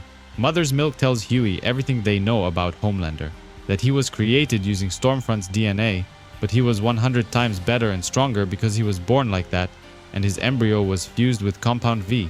However, Vought needed a backup in case things went south, so they replicated the experiment by creating Black Noir, who was just as strong, if not stronger. Butcher mentions his wife, but Homelander doesn't remember killing her, just like he doesn't remember killing that family and eating their baby. He saw the pictures and it completely disgusted him, and even though he remembers doing other horrible things, he just doesn't remember these two instances. Finally, Black Noir decides to make an entrance and surprises the two men. Homelander wanted to know what he was doing there, but he wasn't talking, just making noises as always. Eventually, he removes his mask, revealing the horrific truth that he is a clone of Homelander himself. Homelander doesn't remember. I don't know what the show, because the show completely changed this. What character I never understood in the show was Black Noir. Because both versions of Black Noir in the show, I never understood the point of. Like, at least this one, there was an intention, like, obviously, like he was the evil Homelander, he did all the actual diabolical stuff. But I would prefer this than what they did with him in the show. I feel like Black Noir in the show is like a guy that has intrigue for kind of no reason. Like, he's got his there. You know? Both versions. I always thought he would have amounted to some. Doing those horrible things because he didn't. It was Black Noir who did them. He was created and raised with the sole purpose of eliminating Homelander if Vote American ever needed it. He spent all these years as just a sidekick in the team, shadowing Homelander himself, but he couldn't control himself, so he did things. He killed that family in the photos, and he is the one who and impregnated Becky, Butcher's wife. He is also the one who sent the photos to the boys, making Homelander believe that he was actually capable of doing horrible things. He was disgusted with himself. That's why he puked and cried alone at night, because deep down, he wasn't as horrible as his clone. That's why he was there crying. Pictures, he would have never done such horrible things. And Butcher remarks that Black Noir turned him into a psychopath by mistake. The clash between the supes and the Air Force begins outside, but the rockets perform exceptionally well, taking out most of the supes with ease. Homelander loses Noir ate a baby. Yeah, I know. The fact, and it's low-key disgusting. I don't know if Garth Ennis is the artist as well, but they do actually draw him eating the baby. Like, they do actually draw it too. It's actually very deplorable. Like, I've read Berserk. And I think The Boys probably has nastier stuff I've seen drawn. And Berserk has a lot of nasty stuff drawn. Like, when I mean a lot, Berserk has a lot. You will see a horse dangling slanging on top of a shorty, bro. The Berserk got a lot, and I'd say the boys probably has worse. And attacks his clone with everything he's got, shooting a deadly beam of energy from his eyes. But Black Noir retaliates, breaking his jaw with a swift jab to the head. Butcher realizes he's way in over his head and decides to get the hell out of there, jumping through one of the windows. He goes back behind the fences and picks up a machine gun, waiting to see who comes out victorious from inside. The Air Force takes out the remaining heroes who were no match and couldn't mount a counterattack. Black Noir comes out victorious, holding half of Homelander's body in his hand, but he wasn't looking too good himself. Butcher gives the order and all the soldiers start firing toward him, piercing his body with bullets. But this still wasn't enough, and his body was still alive somehow, even though he was barely hanging on. Butcher takes his crowbar and sticks it in his eyeball, and then pulls as hard as he can. He opens up his skull and reaches inside, taking out half of his brain and holds it in front of him. He then squeezes as hard as he can, destroying what was left of his brain and ending him for good. He then takes a moment to remember his beloved wife, remarking that she'd probably hate what he's done with his life and what he plans to do next. Somewhere in an abandoned warehouse, the love sausage is severely injured and bleeding on the floor. Someone is hunting him, taunting him, remembering old times spent together. He gets distracted by a man's corpse hanging from the ceiling and he gets shot straight in the abdomen. The person talking to him remarks that Vaz is incredibly durable, just like a tank. But if you want to take out a tank, you have to use a bazooka. It's already been several weeks since the coup against the White House, and every news station in the city was still talking about it. Every secret about Vought American, the Supes, the Seven, and Homelander has been exposed, and the people's confidence in heroes... Yeah, someone in the YouTube chat said, yeah, I can see Zack Snyder seeing this, saying this is awesome when it's hot garbage. Zack Snyder would love something like this. That is very true. Zack Snyder would love something like this. An all-time low. Hughie meets the boys and confesses that he killed A-Train. He didn't want to do it at first, but Butcher made him do it somehow. He thinks they should quit. Their job is done after all, and the others agree. Vote American was having a board meeting, talking about ways to mitigate the whole situation and prevent the collapse of the entire company. Stillwell thinks they should detach themselves from Homelander and his coup attempt, claiming they had no idea what he was planning. And so far, there's no connection between their plans and those of Homelander. The FBI raided the Seven headquarters and found Lamplighter, who was a zombie now. The public now knows about their reanimated corpse programs. But Stillwell is confident they will find a way to deal with this situation as well. Butcher arrives and claims that since their job in taking down the Seven is done, they should take 3 months off and then get right back to work. Even though the main threat has been dealt with, there are still supes all around the country, and some of them are bound to stick their head out. He decides to put Hughie second in command, mostly because he wanted to be a part of the decision-making process. This pisses off the other members and everyone gets mad at him, claiming they've been in the boys for far longer than he has. Frenchie and the female won't even speak to him anymore and decide to leave, leaving Hughie to feel bad about the whole thing.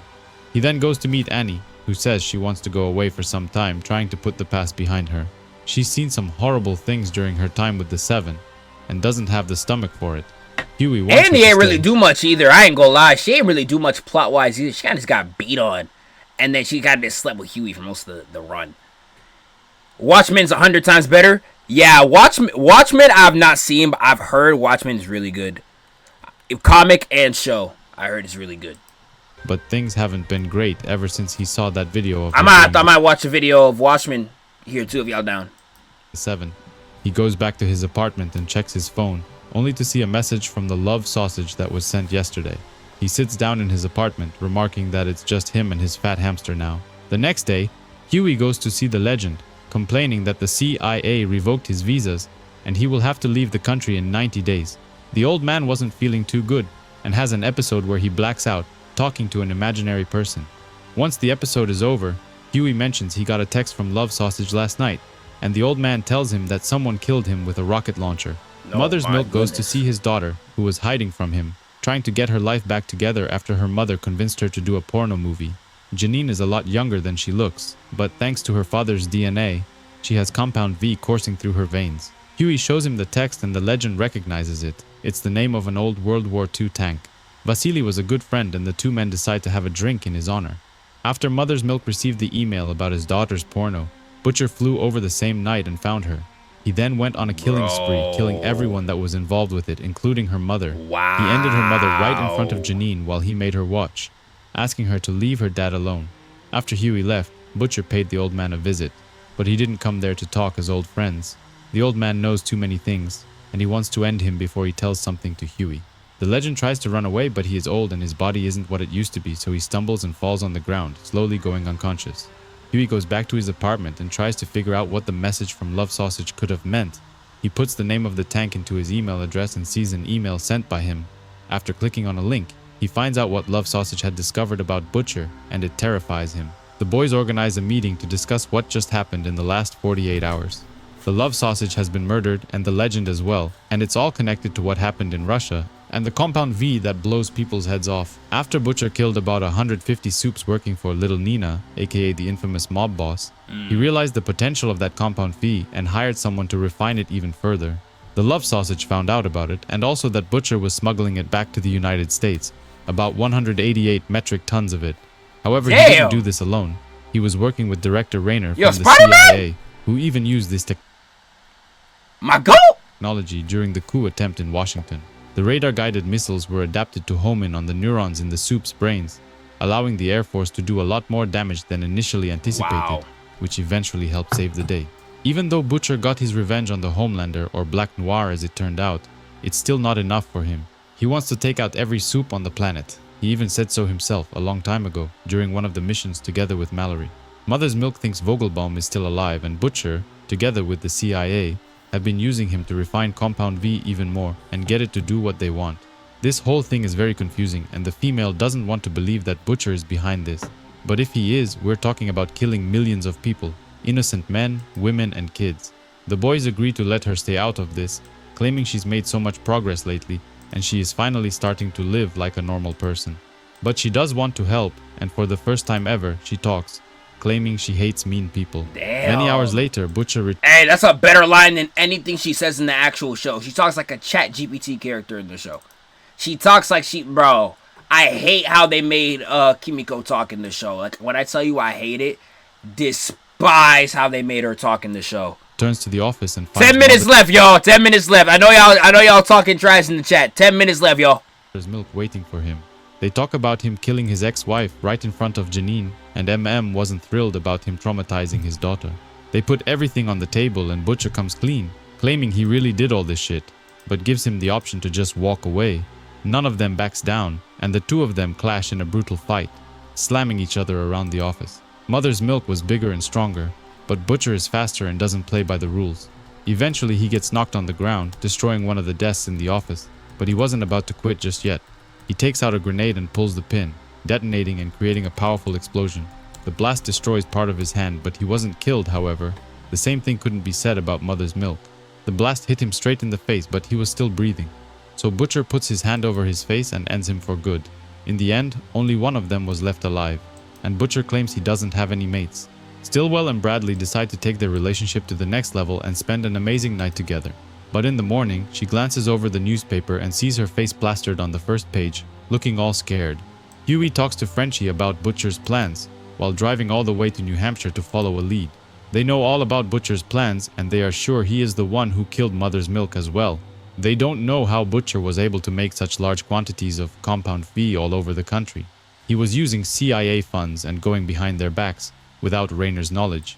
Hughie remembers the conversation he had with Mallory and thinks he might have used an agency safe house, but when he opens the door, he finds something shocking.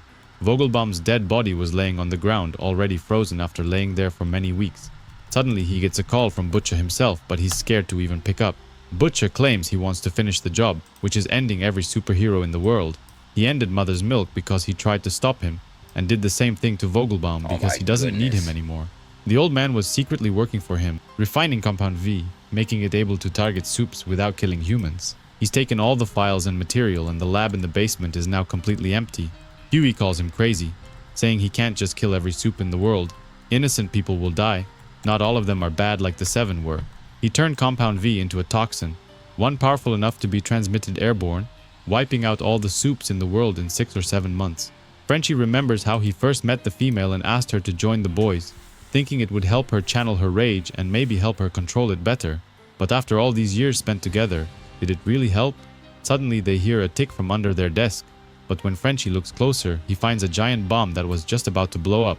He looks at the female one final time and claims he loves her. He always has, ever since he first saw her. The bomb detonates, creating a powerful explosion that takes out the entire floor of the building. Hughie was just returning home and takes the full brunt of the explosion, sending him flying into a nearby car. He wonders why Butcher recruited him to join the boys in the first place, since he was going to use this toxin to take them all out at once. Ambulances and firemen rushed immediately to the scene, but Hughie was still in a stage of shock, remarking that everything is being taken away from him. The paramedic wasn't actually listening to what he was saying. He was more concerned with making sure he's all right. He leaves the place and goes to Mother's Milk's family home, hoping to talk to his mother, if she's still alive. The place seemed happy, and he goes down into the basement, but when he gets there, he hears something moving in the shadows. His mother was transformed into a giant creature and thought he was her son. She grabs him using her tentacles, which prevent him from escaping as she pulls him closer. The tentacles were actually her titties, which were now grown to an abnormal size, and then she proceeds to feed him some of her milk, which Yo, can this end? God damn! Bro! Yo, wrap this up, man. Come on. Quite strong. Bro! He tells her boss the company has gone too far, hundreds dead, including the president, a battle in the sky, an execution on the White House lawn, the soups turning out to be rabid demons. It's all a bit too much. She wants to tell the truth, exposing the company for what they've done, but Stillwell stops her. According to him, the company loyalty stands above anything else, and he won't betray the company. Hughie returns to his apartment and finds his neighbor touching himself in front of his door. Oh my goodness. He comes clean and says that a British guy paid him to do this for the past 2 years, ever since Hughie moved into the apartment. He goes into his room and calls the monkey at the CIA, trying to tell him about Butcher's plan. Yo, nigga in the chat said, wow, so much depth. Yo, there's so much depth here, y'all. I swear. To kill every Yo, country. mad depth. So much substance. Him that Butcher was spotted in the Empire State Building after he evacuated everyone, saying there was a bomb threat inside the building. Hughie gathers enough courage and heads to the building, determined to confront his boss, but isn't too sure about his odds of success. Butcher came here because he wants to unleash the Compound V toxin into the atmosphere, but wants a better range for his trigger, which he holds in his hand. Hughie calls him crazy for trying to murder so many innocent people, remarking that he is actually turning into a villain himself, just like Homelander used to be. Butcher mocks him, saying he knows he is afraid of him and can't even look him in the eyes. He never could. Hughie loses his mind and makes a run for it, trying to crash into him, but Butcher moves away, and he jumps straight through the window. Luckily, Butcher grabs him before falling to his death, but now they were both in trouble. He was holding both of them by a piece of broken glass, while holding the trigger in the other hand. The glass eventually breaks and both of them fall to the floor below. Hughie gets planted in one of the fences protecting the balcony, while Butcher hurts his back and gets paralyzed, unable to feel anything below his neck. Hughie is able to free himself by breaking the metal railing that was implanted in his body, but his artery was nicked and he needed to stop the bleeding. Even though his injuries were hurting like crazy, what hurts more is what Butcher did to his friends, killing Mother's Milk, Frenchie, and the female. Butcher says he killed his first man when he was just 17, and he's done a ton more ever since. Every time he ends someone, it feels like a dream, as if he's watching from somewhere far away. Maybe he's just some kind of psychopath. Butcher recruited him because he knew Hughie was a decent guy, and somewhere deep down, he wanted him to talk him out of committing genocide. No matter how many bad and awful things they did with the boys, Hughie stayed true to himself and never changed. He even hated ending A-Train, who was a piece of shit. Meanwhile, I'm not gonna lie, Jessica Bradley watched. I do like that though. Like Butcher's like, yo, we all did so much deplorable stuff. I think we all gotta get murked. I actually do like that. I actually like that. I'm not gonna lie. I think that's a pretty interesting finds out choice. that Stillwell turned her in. The fact that Kimiko doesn't even have a name is crazy.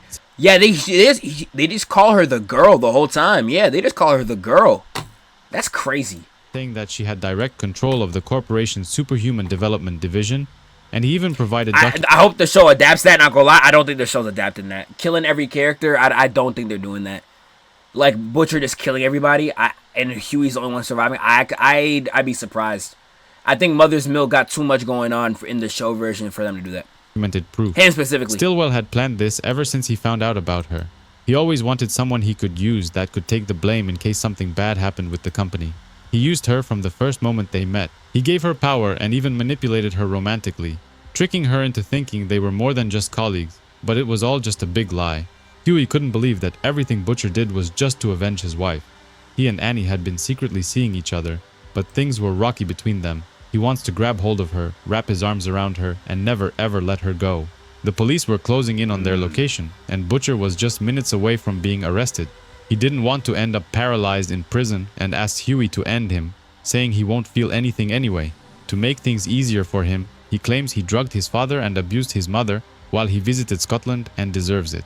He gives details from inside his home, proving that he actually visited his parents. This pushes Hughie over the edge and he loses control. Wow. He grabs a metal rod and attacks Murk him in that a frenzy nigga! of rage, stabbing him straight in the chest. Butcher gives his final smile as he looks him straight in the eyes, happy of the man he's become. It turns out that everything was a lie. Butcher didn't do any of those things, he just wanted to push him over the edge. 6 months later, Hughie is taking a sunbath on top of a building, watching the sun shine over the city.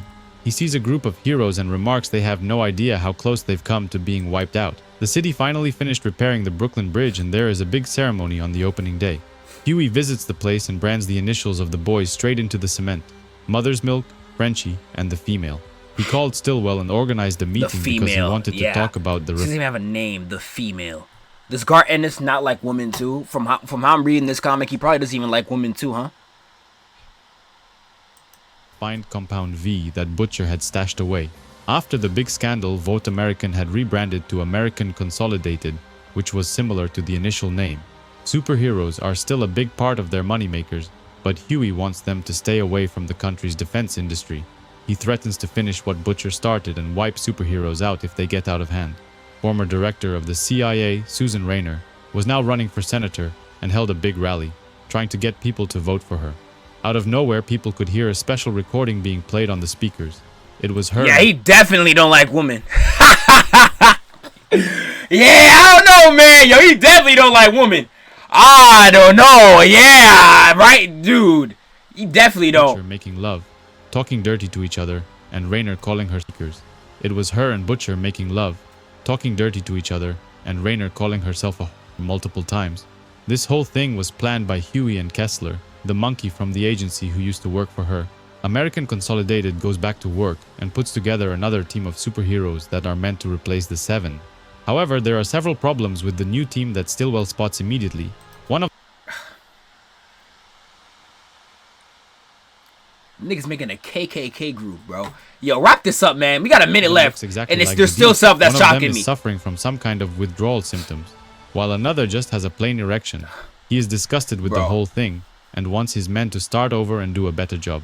Annie agrees to meet with Hughie, and the two of them want to put the past behind them and move forward with their relationship.